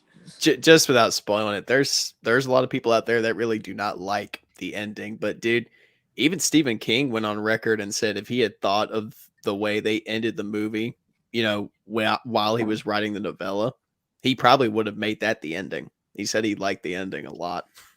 Oh wow, okay. Yeah, so I'll get to it. I don't know when, but I will. You've got to. Jason says, sorry, not to pick on you, Mike, but Nathan's spot on it. I don't know if he means about when you're like describing a movie or something, and I'm like, yeah, I haven't seen it. So Jason, if you're still here, give us a bit more context to that comment. Yeah. Okay, got some more questions here, so bear with me. So thank you everyone for the questions so far. Sophie just to add that says I love Muriel's Wedding. I think I've seen bits of it and I did enjoy it from what I saw. So yeah, it's awesome. I think they're making another one too. Careful, Mike. Jamie gonna slap the shit out of you. If I've not seen it, I would never. Oh. So Dee says, after seeing you go into autopilot mode on TikTok over Senior Senior Kucha. Oh, geez. That's awesome. Well, Jamie, I think the question's for you again. He says, who is another male celebrity that could potentially make you turn your head in the opposite direction? Oh, I love it. Firstly, that just makes me laugh so much. I love that you nicely worded it to say that I went on autopilot. Like you could have went like, I went wild. I went like, oh man, Ashton Kutcher is just my dream. Oh, awesome. Anyway, let's. Jamie was actively drooling on the floor. Oh, drooling is an understatement. Again, you guys are being way too nice about this. The TikTok, Jamie, was about like, who would you marry? And it was like it was like that option all the time. And the Kutcher was Ashton, like, Ashton. Like I had a twitch or something. It was so good. I love him. Jamie, who's another male celebrity that could potentially make you turn your head in the opposite direction? Shia LaBeouf. Is that how you guys pronounce it? Shia LaBeouf, Shia, maybe? Shia. That's what we say, Shia. Yeah, don't like him. Jerk. entitled. He is. He's entitled. He's no. I'm not defending him. He's a Okay. total egotistical jackass if I've ever Yeah, seen he's one. just a douche. Mm. Yeah. But If I saw him, I would not only look the other way, I would like walk the other way. Like I don't even want to go to whatever what's happening there. you would like you would like walk. You'd like turn your head, look away from him, and actively walk towards him, slap him, and just keep And then walking yeah. while still looking away. Yeah, unfortunately, yeah, I don't have a high opinion, what do you call it? I don't think highly of him. I think he's a really terrible person. Yeah, I think it's a shame personally because like I didn't mind him as such in like the first two Transformers movies. Like it wasn't great, but I didn't mind him. And he did a movie called Disturbia, which I thought he did all right, but then he kind of did go off the rails. So yeah, that's fair. So don't blame you. D also says here, after watching all the episodes of HBO Max series Rome, one of my all-time favorites, it would probably be a hard pass from me if I could visit and emerge unscathed from violence and corruption. Yeah, I've heard Rome's going to be like a really good series, D, so thank you for kind of solidifying that. And yeah, I think it's one of those things like Ryan's question is like, if I went with Julius Caesar in Rome, would I still be alive after it all? Do I get a beating every night from him? I don't know. Somebody probably slipped some arsenic into your wine or something. Well, exactly. So I don't know. So D would be going to the moon. D would be going to Mars. One of you two guys to the moon. Jump on our spaceship, D. There's room for loads of people, apparently. The viewer Drew says, what's your pick for a terrible movie with a great cast? For me, movie 43 is terrible, but it has Hugh Jackman, Gerard Butler, Chris Pratt. Is that Levi Schreiber? I don't know. Halle Berry and Emma Stone. Oh, okay, it's a good question. For me, just because I reviewed this movie recently with Ace of Vegas, we talked a lot about Ocean's 12. It's the second it's the second movie in the Ocean's 11 trilogy, but it's definitely not as good as the first one. But man, the cast in that movie is so good. George Clooney, Brad Pitt, Matt Damon, Don Cheadle, just a really good caliber of actors in there, but the movie's just not that great. Yeah, dude, that's fair. I prefer the first one, but yeah, it's fair. Oh yeah. Jamie? Yeah, I don't have an answer. I'm trying to think of a terrible movie to begin with, let alone with a great cast. Just to humor you, Jamie, I was going to say Twilight at first, just because all those actors have gone on to do better things. I don't think that's terrible. And neither did, I really, as I said to you in your comment, I was like, I'm surprised that you went so good on this. I thought you'd go hard on it. But I have a soft spot for it because it's something that I can watch every once in a while. Like if I catch it on TV and my mom's watching it, I may sit down with her and watch it because she loves it. And plus, I watched it with her in the theater when I was very young. So that's one of the few movie going experiences I've had with her where we were just both, yeah, this is awesome. I mean, I was a kid, so, but I think he's got a Team Edward tattoo. No, I'm more of a werewolf guy. Thank you. I think for me, one I can kind of think on top of my head is back to the question with Drew. A movie I saw this year I didn't think was that good was Moonfall. Definitely in my top 10 worst of the year. It is my fourth worst movie Patrick this year. Wilson in. So I know it's not like a big terrible cast or anything, but two people that are good actors and actresses. Patrick Wilson looked so damn bored during that whole movie. Thinking back on my experience when I saw it, he just looked like he did not want to be there. He was just there for the paycheck. That was it. They were both there for the paycheck. That movie. Jason says, "Is there a famous movie or franchise you still haven't watched? I know Mike has got a long list already." Oh God! Check out my 100 movie list. That's my yeah. So many I could list. Seriously. But I know watch a lot of movies. So. Same thing. I've got such a big list though. Like that's again why I did that whole Yeah, it's a you know, great like, idea. watch with friends so I can open my eyes to movies and shows that I haven't watched. So yeah, definitely a long list there. Jamie's just started Star Wars, so that's probably her first answer. I would have said.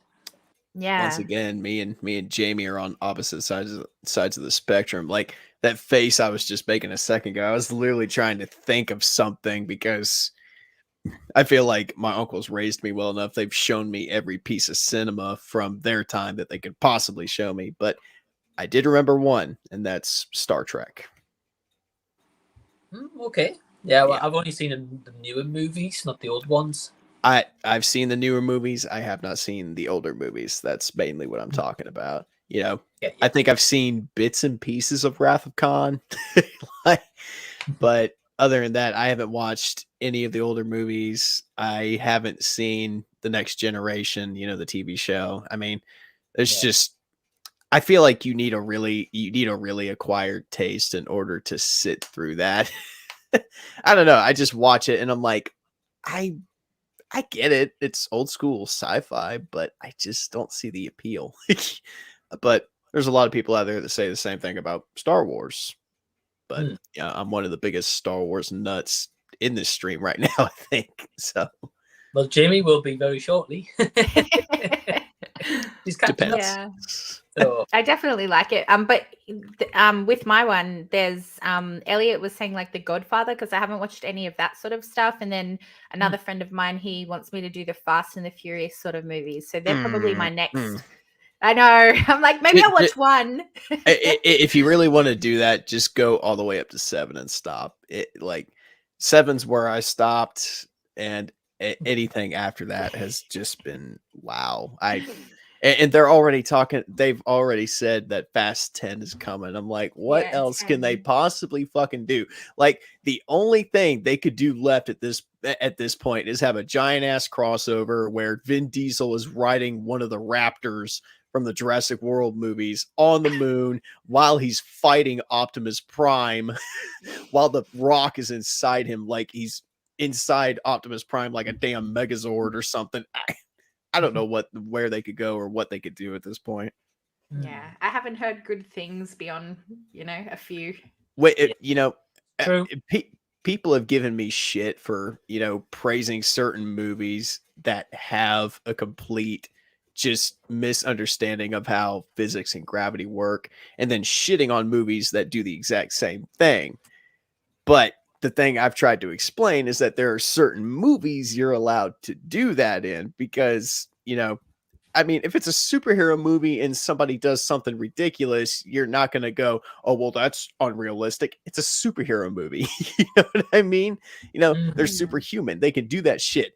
In Fast 7, Vin Diesel, I shit you not. Do you see it?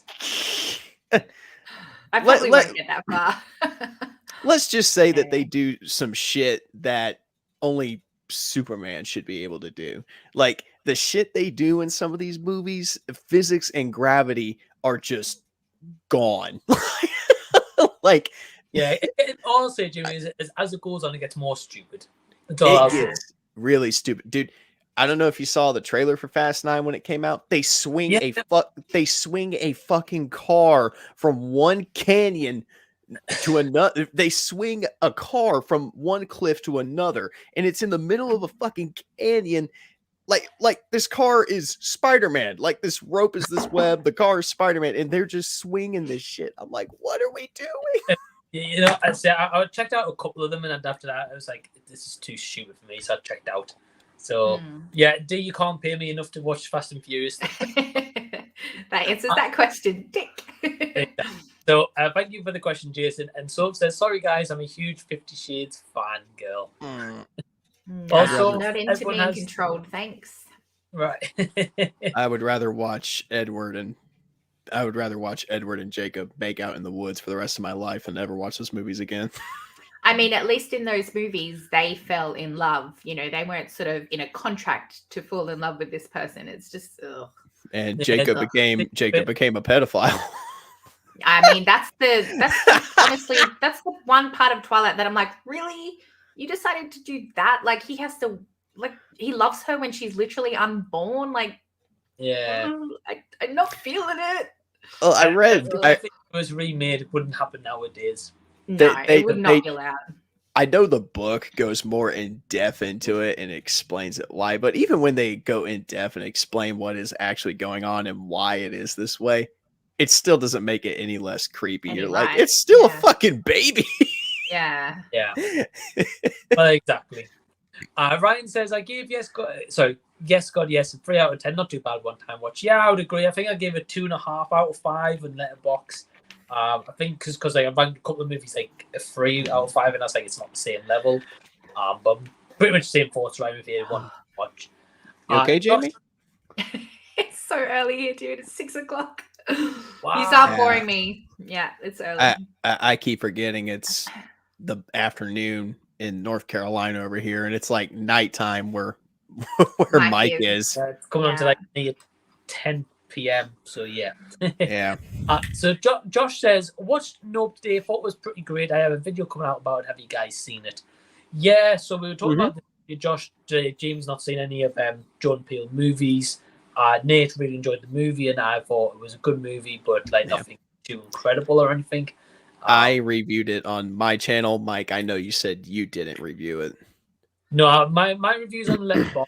But if you want to watch Nate's thoughts, Josh, he's got a review on his channel. So links below in the description box for both Jamie and Nate. So yeah, I get him all of his thoughts there. But I'm glad that you enjoyed it. Ryan says, oh, okay. So this was about the time. Okay. Let me go back to that question. Hold on, I've got to like scroll all the way. Is there a reason the chat is like invisible to me? I know it hasn't been before. I think it's because it's just myself. I can see the comments. Okay. I think I'm not sorry, guys. Right. So this is the question. So Ryan says, if you could go back in time and experience something in history, what event or time period would you experience? So his follow-on question comment to that was, hold on. He says, you won't die. You just get to watch an experience. Pretend you're a ghost. Right. Okay. So basically, what period in time would we go to experience that event and not die from it? We're basically just a ghost. I'll let Jamie go first. Mine's not really a time, and it depends on if it's even like, I don't know. Anyway, I'm just going to say something completely different. But I would like to experience being a vampire or experience an apocalypse. Like, neither of those things technically have happened, but those are things that I would like to experience, not as a ghost. Like, I genuinely want to experience that, but obviously not die, as we said, terms and conditions of that. But yeah, I don't know, I think that would be pretty cool. I think that would be, especially an apocalypse, I think that would be very unique how that would be handled. Yeah, but we talking COVID. People rush out to get toilet paper in the apocalypse. Chance. Yeah. I got my dog in here. Sorry. That's cool. He's wearing the cone of shame because he don't know how to stop picking at his face. Anyway, for me, I mean, this one's easy. I would like to go back to April 15th, 1912, and relive the sinking of the Titanic. I just got to know, man. Like, I just got to know verbatim in the sequence. I just got to know verbatim the sequence of events that led up to it and how it just went down, dude. You know, I've heard the stories, I've read accounts and books, I've seen the movie God knows how many fucking times. I just feel like that's an event that I don't know. I just feel like I would like to see that, you know, the ship breaking apart, you know, it just, you know, me being stuck in a lifeboat with, you know, just miles upon miles of ocean in the cold, you know, darkness of the Atlantic. I don't know. I feel like there'd be something horrifying and just enchanting about that experience. Yeah. I think that's a good one, to be fair. And it's, I mean, you only ever hear stories and such, so like I don't think anyone's going to know 100% everything that happened in that event. So yeah, you got a point. That's a good answer, actually. I'm trying to think of one personally. It's funny, you know, because I've watched interviews with, I mean, of course, all the survivors have died, you know, by now, but when some were still alive, you know, they were talking about, you know, it was so dark when the lights on the Titanic like went out because, you know, the lights went out before it ever split apart.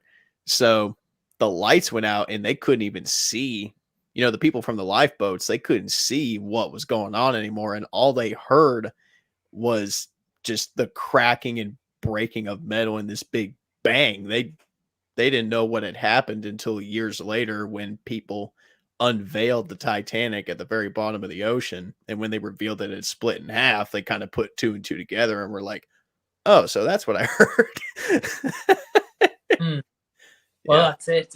Again, you just no one's ever going to know until Right. like, yeah, it's one of those. I don't know. I don't think I can give a specific answer personally. I think I would like to see like maybe like a big conspiracy theory, and maybe be there like that time, so I knew like what happened. Obviously, no one would ever believe you. You'd be like, "Oh yeah, I saw her as a ghost." Like that's definitely true. All the So world leaders are reptilian humanoids that are here to enslave us. could be. So that's my answer. But good question, Ryan. Sorry, I couldn't give a specific one. I think Nate was one with like very specific, and Jamie at least gave a good reality one, which could happen. Especially Vampires. Apocalypse. Jamie's all about them vampires. I am. I like vampires. Yes. I just don't know if I'd want to live off blood the rest of my life. That's the only problem I have with being a vampire. The living for everything, that's awesome. You know, if I could do that and look this way for the rest of my life, that's cool. But man, you know, that's why I'd want to be a werewolf. You know, I got to put up with that shit maybe once a month. And then other than that, you know, I could just eat and be myself when I'm not having to deal with that. You know what I mean? Yeah, fair enough. Yeah, definitely. And it's all preference and stuff, especially with the werewolf or vampire, especially like Twilight. I mean, either are good. Let's be honest. Either one is, that'll be good. Not to mention I look at Jacob and the wolf pack and I'm like, yeah, those seem like some guys I'd want to hang out with. They seem cool. For sure. I would be happy to spend the rest of my life with those guys. He's like, these are trade. He said, these are trade secrets. Damn it. This chick runs with vampires. Anyway, he loves Twilight. He secretly does, eh? I've seen it way too many times that I'm at that point now where I can just quote it. So, I mean, well, D Movieman says, are there any genres of film you used to love when you were younger, but as an adult you're not the biggest fan of? Same with genres you didn't care for back then, but appreciate a lot more now. Yeah, I would say for me, very quickly in terms of a genre I didn't appreciate then, but do now, musicals. As I've been getting older, I started to like really like musicals more, and like now I've seen like a lot of like musical like theater performances and stuff as well.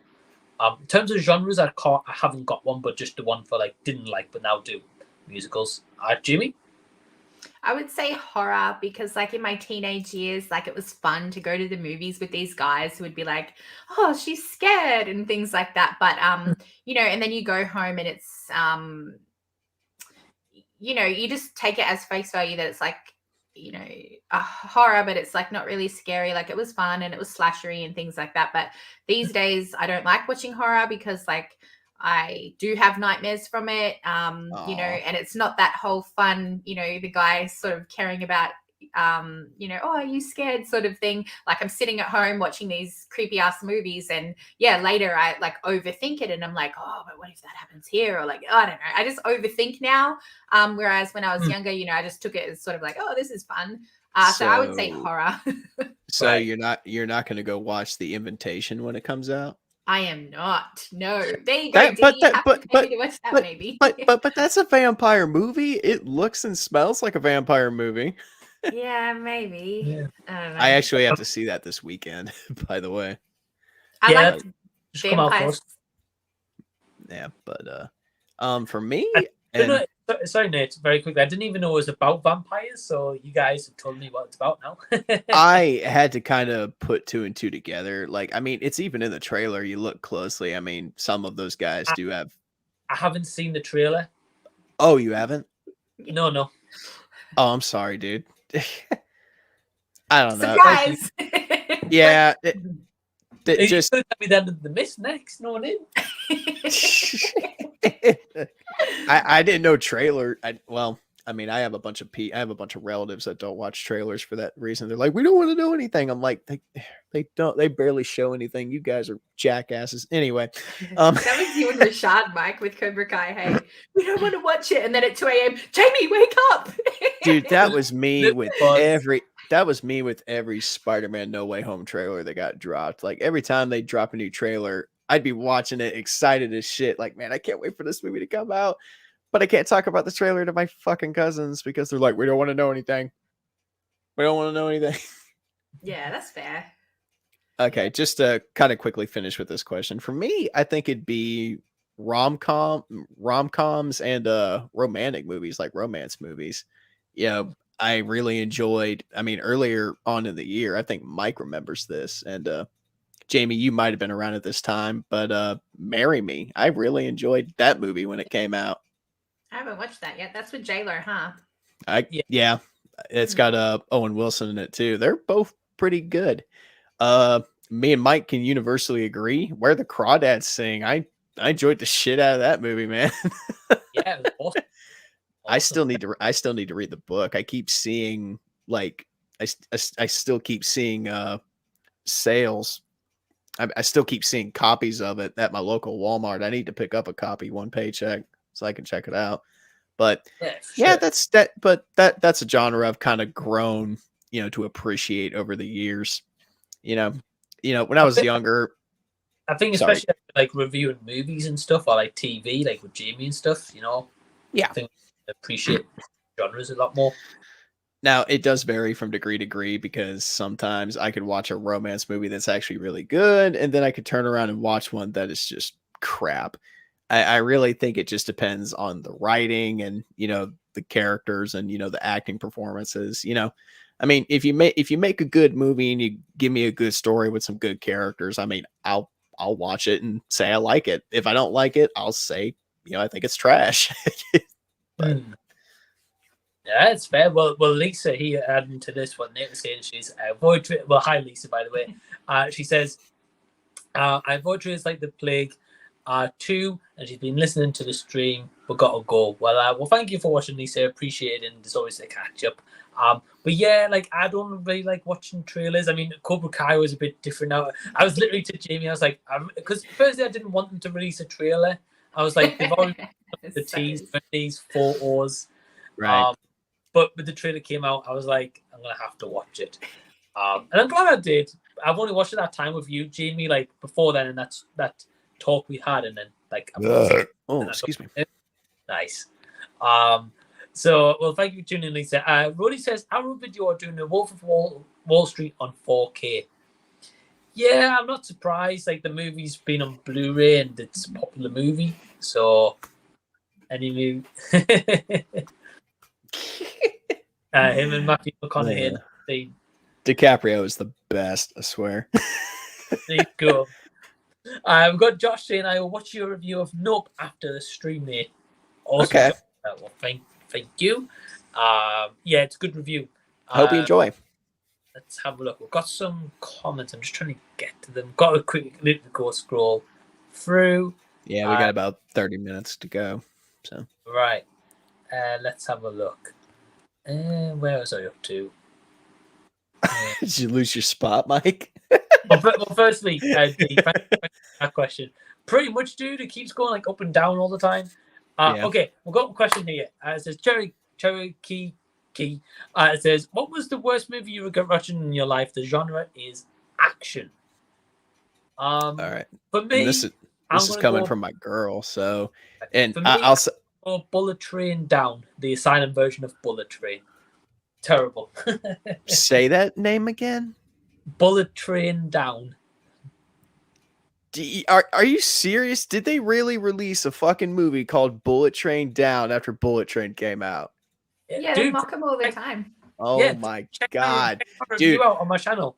Those fuckers over at Asylum have no shame at all. It's like perfect timing that they release it too. Hey, they did No, it with it's Thor, not. and you did It's that Thor just one. it's just so in your face that they are ripping this shit off to the point where you're just like, how the fuck are people not pursuing legal action against these assholes? Like Top Gunner? Mike, you were there. You reviewed it. What? Dude, I reviewed the Bullet Train Down, so check that one out as well. Oh, Yeah. God damn it. Well, to be honest, I mean, I am going to just say this here. So that was my pick, but you know, I give props to Asylum because the thing is, clearly people are watching this stuff, including myself, and clearly You they reviewed, otherwise they wouldn't make them. Did you review? I keep forgetting. Did you review that Thor movie that came out after Love and Thunder came out?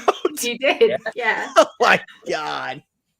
The cool thing about that one is, I don't know if I told you guys, but the main guy of that Thor God of Thunder, is he actually commented on my video because the guy's like quite muscly, so I was like, oh, the guy's built like a brick shit house. That's why. And the guy actually commented, and he's laughing his head off about that comment I made in the review. Wow, that's so funny. Who was the bitch that commented on your Dolphin Island video? I remember that. Was that the main actress just losing her mind? One of the actresses in Dolphin Island. I can't remember the name because I blocked her on Instagram, so I don't know. I don't know if I could bring myself to watch Dolphin Island. I'm already dealing with people calling me a spammer and a scammer because they didn't like some of my points when I reviewed Prey. I saw that comment, on your Facebook. That was really weird. I mean, the video's still up, so I think it was a troll, honestly. Had to have been. But yeah, what's your pick? Yeah. If I know anything about my girl, she's still in the learning process. You know, I'm having to train her in the ways of movies and stuff. She's seen a lot of movies, but action. Damn, baby, you put me on the spot with this one. Okay. A Good Day to Die Hard. Yeah, it was terrible. That was pretty horrible. Either that or I think it's called Brick Mansions or some shit like that. I don't fucking know. I forgot what it's called. Yeah, Good Day to Die Hard's a good pick. Yeah, Good Day to Die Hard was just boring, lifeless. Jai Courtney was there to just collect a paycheck, and I don't know what the hell Bruce Willis was there, but he was definitely not playing John McClane at all. Jamie, have you got one? Nah, I just looked up then like the worst movies, like in general, not just action. And the first thing that came up was Twilight, and I was like, well, that's me out because I liked it. So I can't say. It's not an action movie though, so it doesn't count. I didn't look up specifically action though. I said I just looked up like terrible movies. Yeah. It's like I don't really watch a lot of movies. So action, I mean, like I'm gonna say James Bond because like I really don't like that crap. I think it's over exaggerated and just boring to me. And people were like, "Oh, the Gray Man is so unrealistic and like so over the top." And I'm like, isn't that what like all those James Bond movies are? Like they're all like that. They're all I still have not. And I still have not watched The Gray Man. Like my cousins have been begging me to watch The Gray Man and review it, but I just haven't gotten around to it yet. Nobody liked it. Like absolutely everyone I've spoken to has been like, yeah, dude, like, my cousins are telling me it's their favorite movie of the year. Yeah, right. That's what they're telling me. I'm like, really? The Gray Man? Everyone I've talked to says they hate it. Like, it's your favorite movie of the year? What's going on here? Like Jamie, I've not heard great things about it at all. So I enjoyed it, but nobody else did apparently. Oh, you're the only one? Yeah. Mike and Jamie, you guys already know what my favorite movie of the year still is. Yeah, Twilight. The rewatch of Twilight. Jamie. Twilight in 4K. That's what it is. In 8K soon. Nice. Oh god. Ryan says Force on the prequel to Willy Wonka coming out next year. What? I didn't even know there was. Yeah, that's what I said. What? It's going to be Timothée Chalamet. I think that's how you say his name. Well, Yeah, what's right. Okay. I've never What's seen Willy Wonka, so I don't know. You haven't seen Willy Wonka? But, I mean, for me, it'll be a good introduction, I guess, to the whole thing. Mike, Why? if you don't see Willy Wonka and the Chocolate Factory, I'm going to fly out to the UK and revoke your credit credentials. I mean, your credit credentials. Like, I'm just going to shred them and burn them right in front of you if you don't watch Willy Dude, Wonka. I honestly have not seen a lot of movies, and like Jamie's doing on her channel, like first time watchers, that would be perfect for me as well.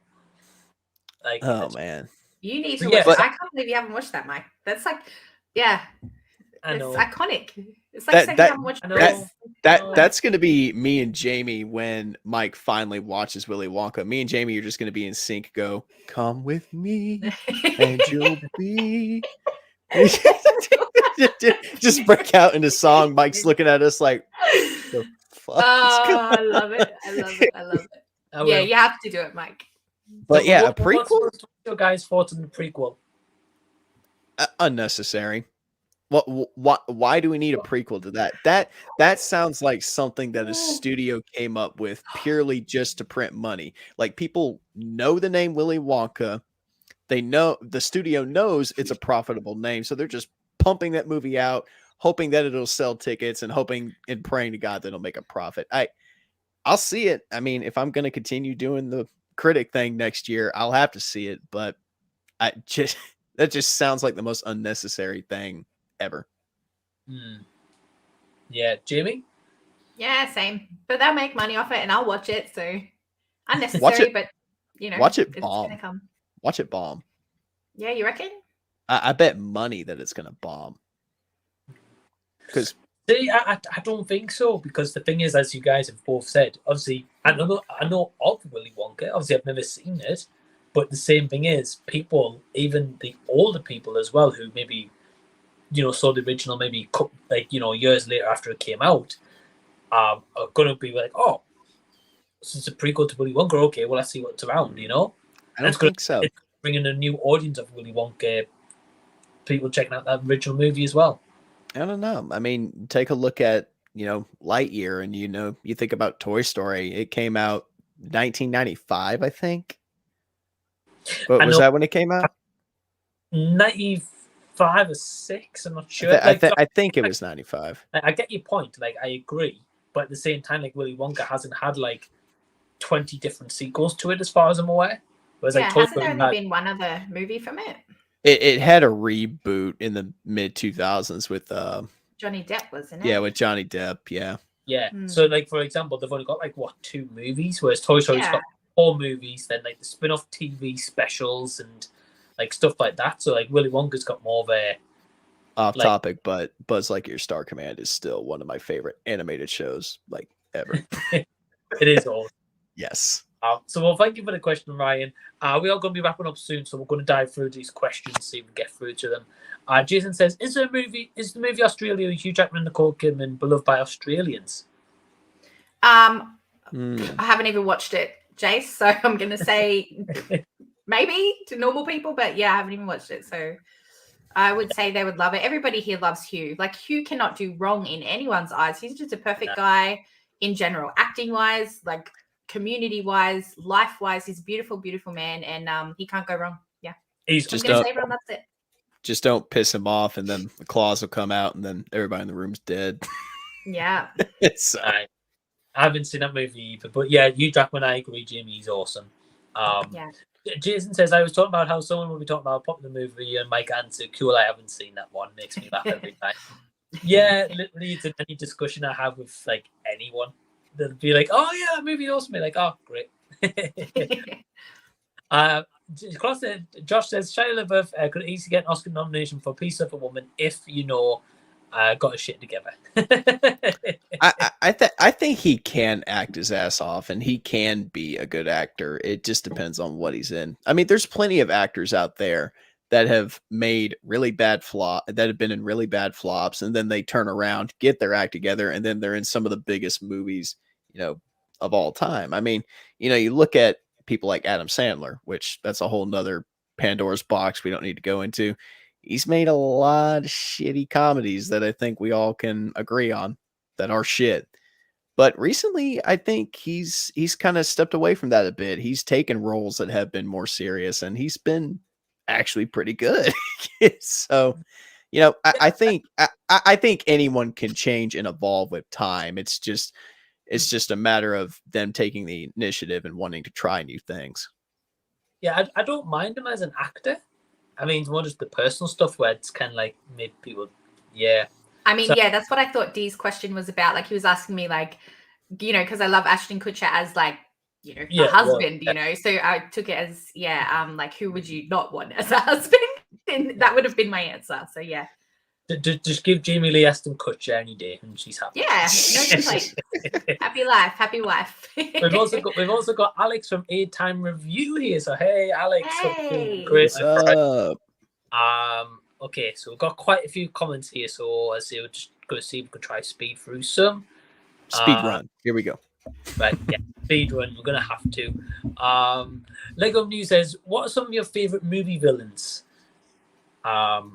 Joker, Dark Knight Rises, Bane, Darth Vader, Clayton from Tarzan, and probably William Dafoe's Green Goblin.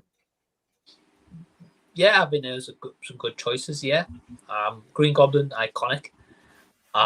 Jamie, I like Bane. Nobody likes Bane. They're like, he mumbles, you can't hear him. I like him. I liked it.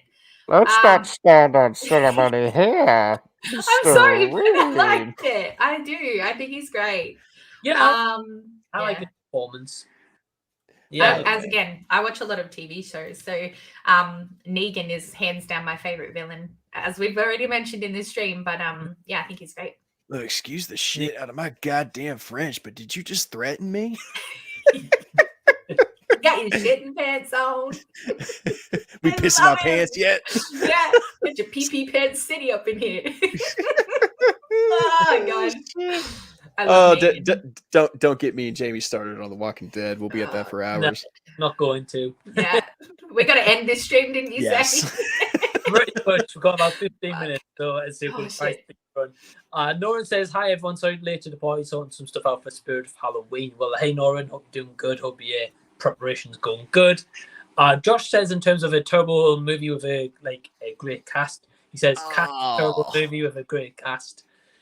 Yeah, I can sum up Cats real quick. Mike, Cats is the reason why top 10 worst lists exist.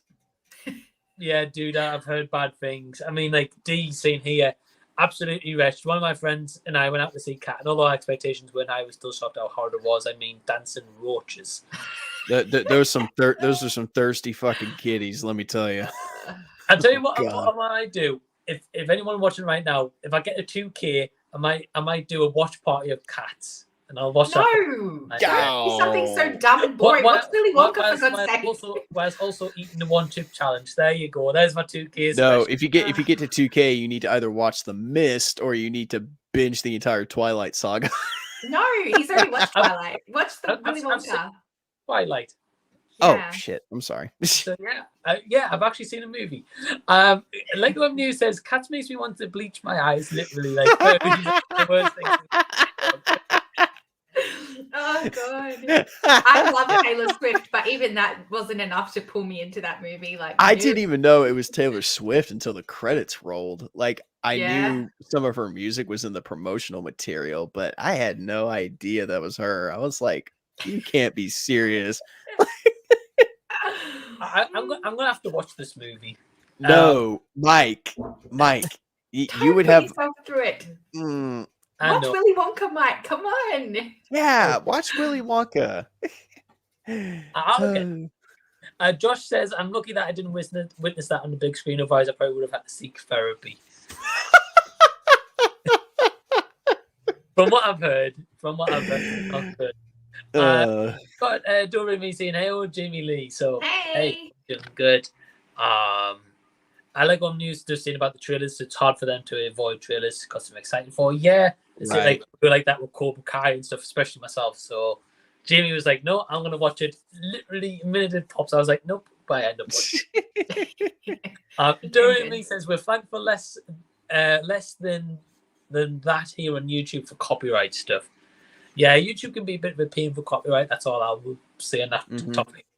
We've got Little Pocket of Ambient saying hello, Jamie Lee and everyone. So, hey. Hey, Hello. my friends must be waking up. Right. I think so. I'm getting a little bit of love. Well, I Aw. appreciate it. Give Jamie Lee and Nate all the love you can.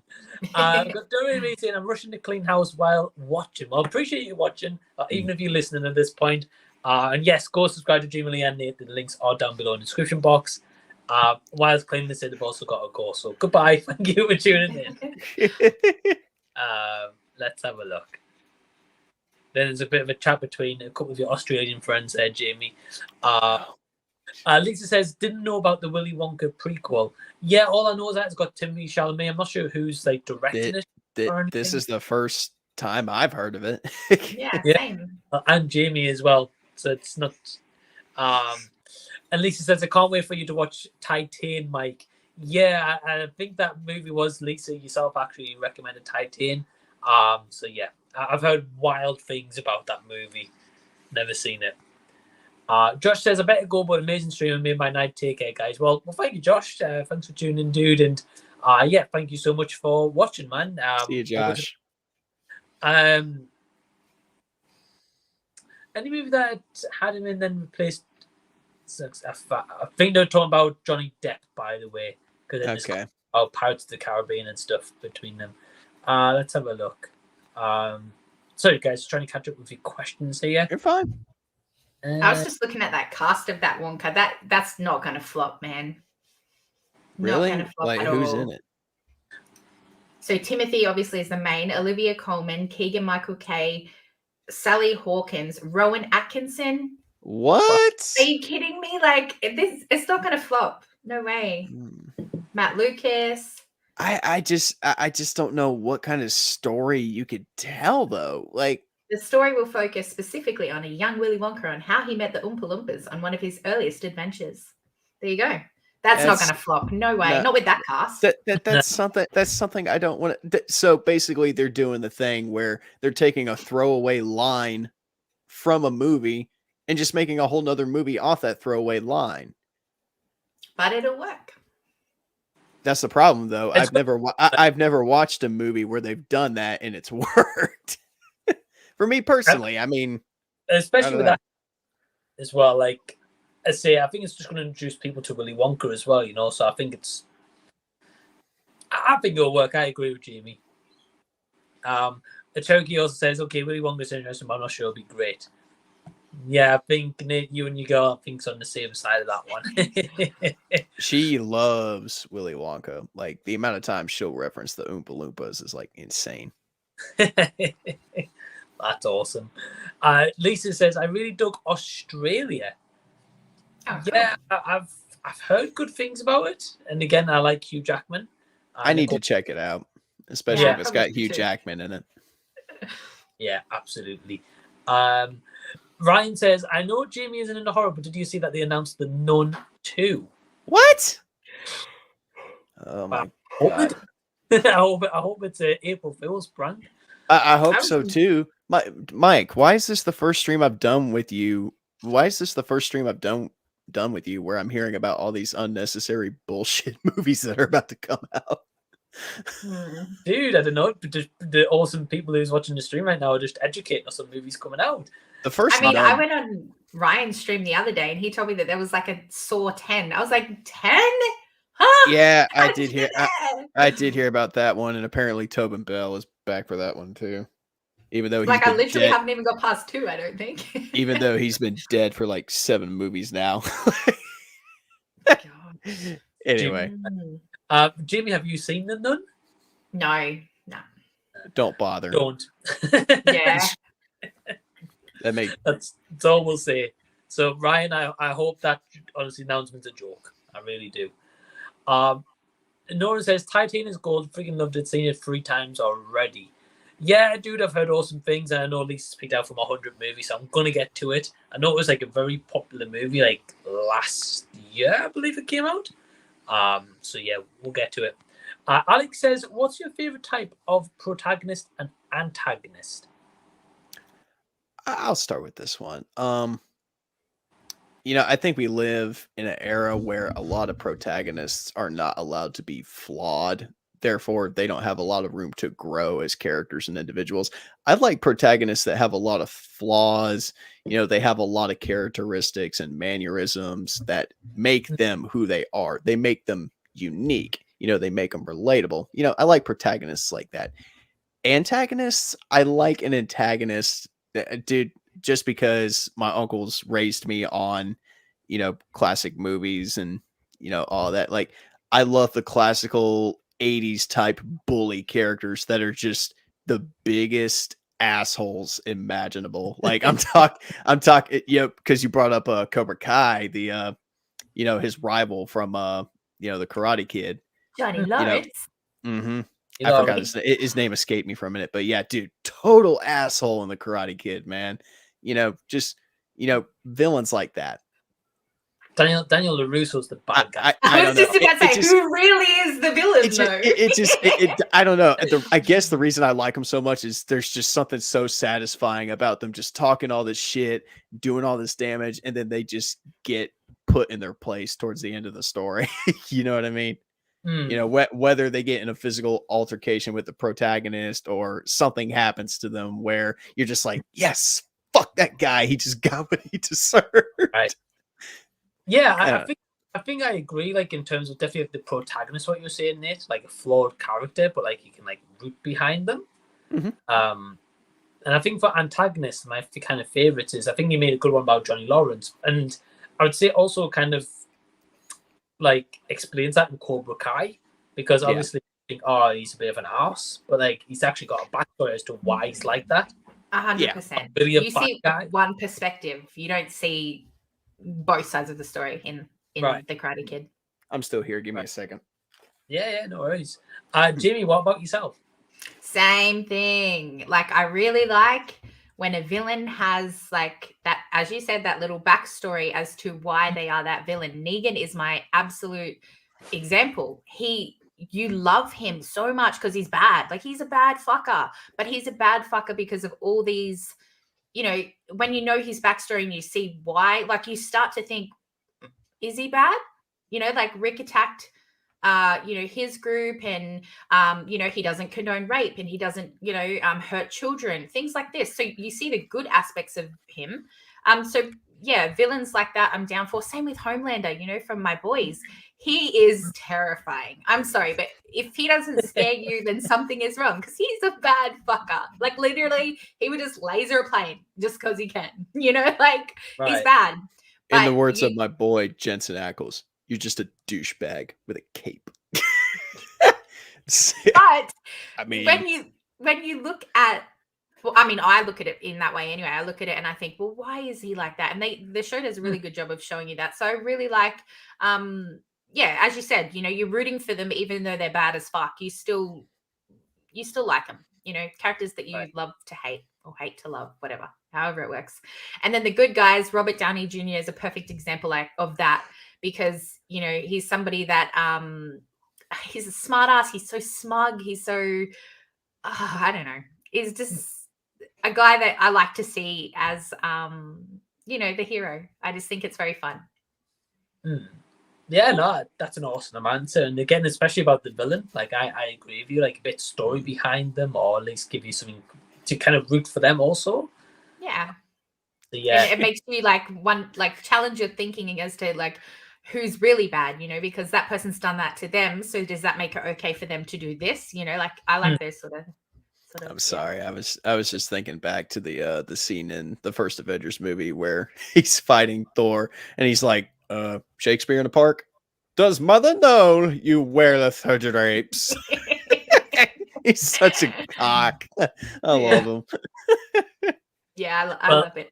But Lisa's got some love here for Negan. Yes. Oh. Yes.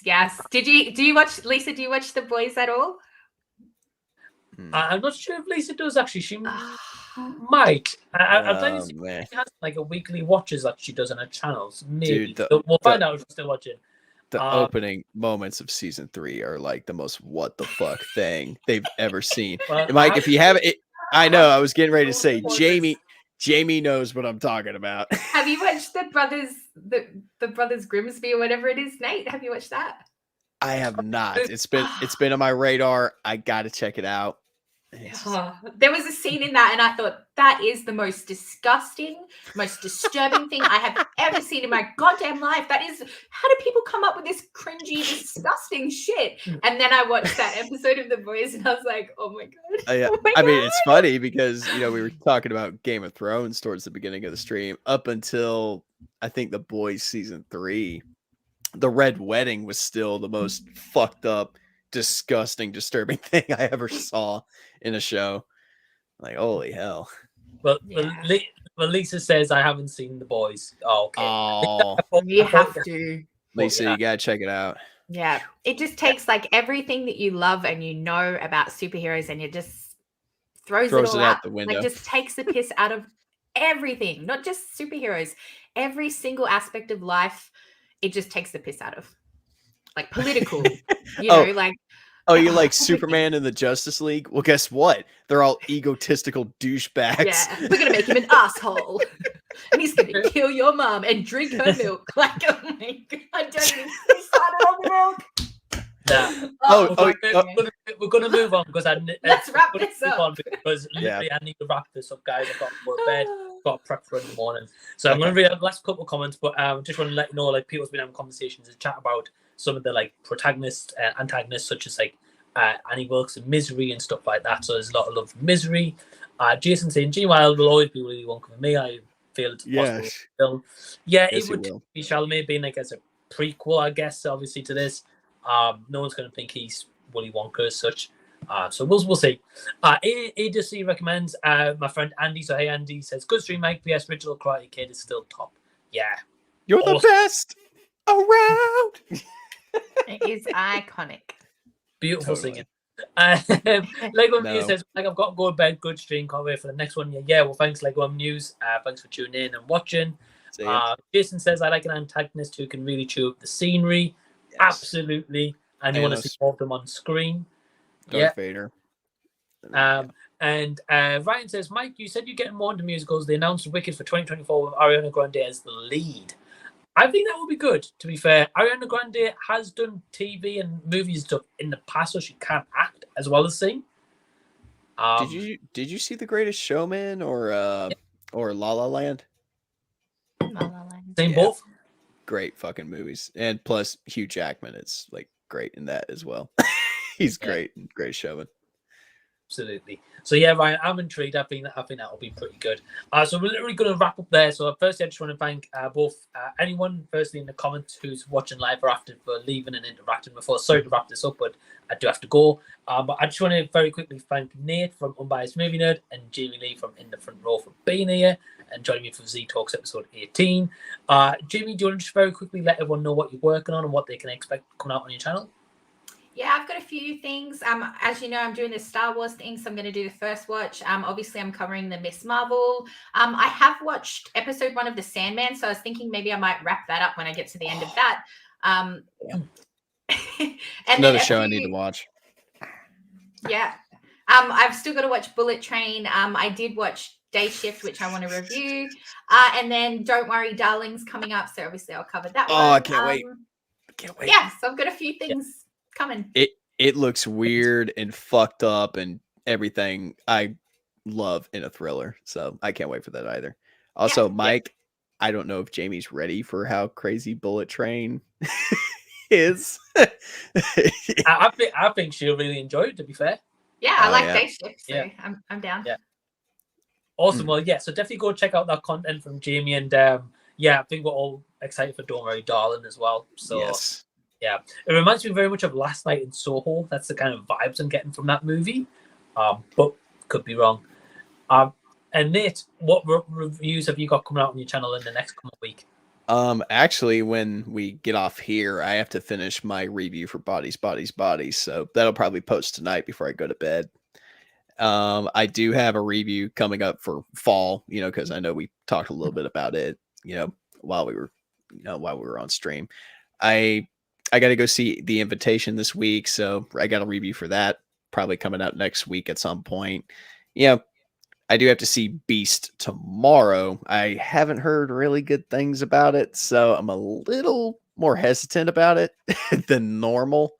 So, I mean, we'll see. I mean, but I've had people, tell me, "Oh, this movie fucking sucks." And then I go watch it and I'm like, "What are you talking about? The movie was great." But well, we'll see. And on September 11th, that's when I'm going to do my next Throwback Thursday video. Because I do have a specific reason as to why September 11th. Okay, But dude. I Well, won't say the movie, but when the video comes out, it'll make sense. Yeah, hey, that's fair. I was about to say I don't want to know what it is. I want a surprise. Okay. So yeah, so definitely go check out Nate. Definitely go check out Jamie Lee. Both got awesome content coming very soon. As for myself, just very quickly, I'm currently obviously in a hotel right now, as you guys can probably tell. I'm actually in Birmingham, going to be going to Insomnia Gaming Festival. So you're going to be expecting the daily vlogs of me going at a gaming festival. So you're going to see those next couple of days. And we've also got Is.C recommend saying subscribe to both of you guys. A great stream. So, Thank you. Yeah, thank you. Thanks. And thanks for everyone who's tuning in after the fact. And until next time, we will see you later. Bye, everyone. Bye.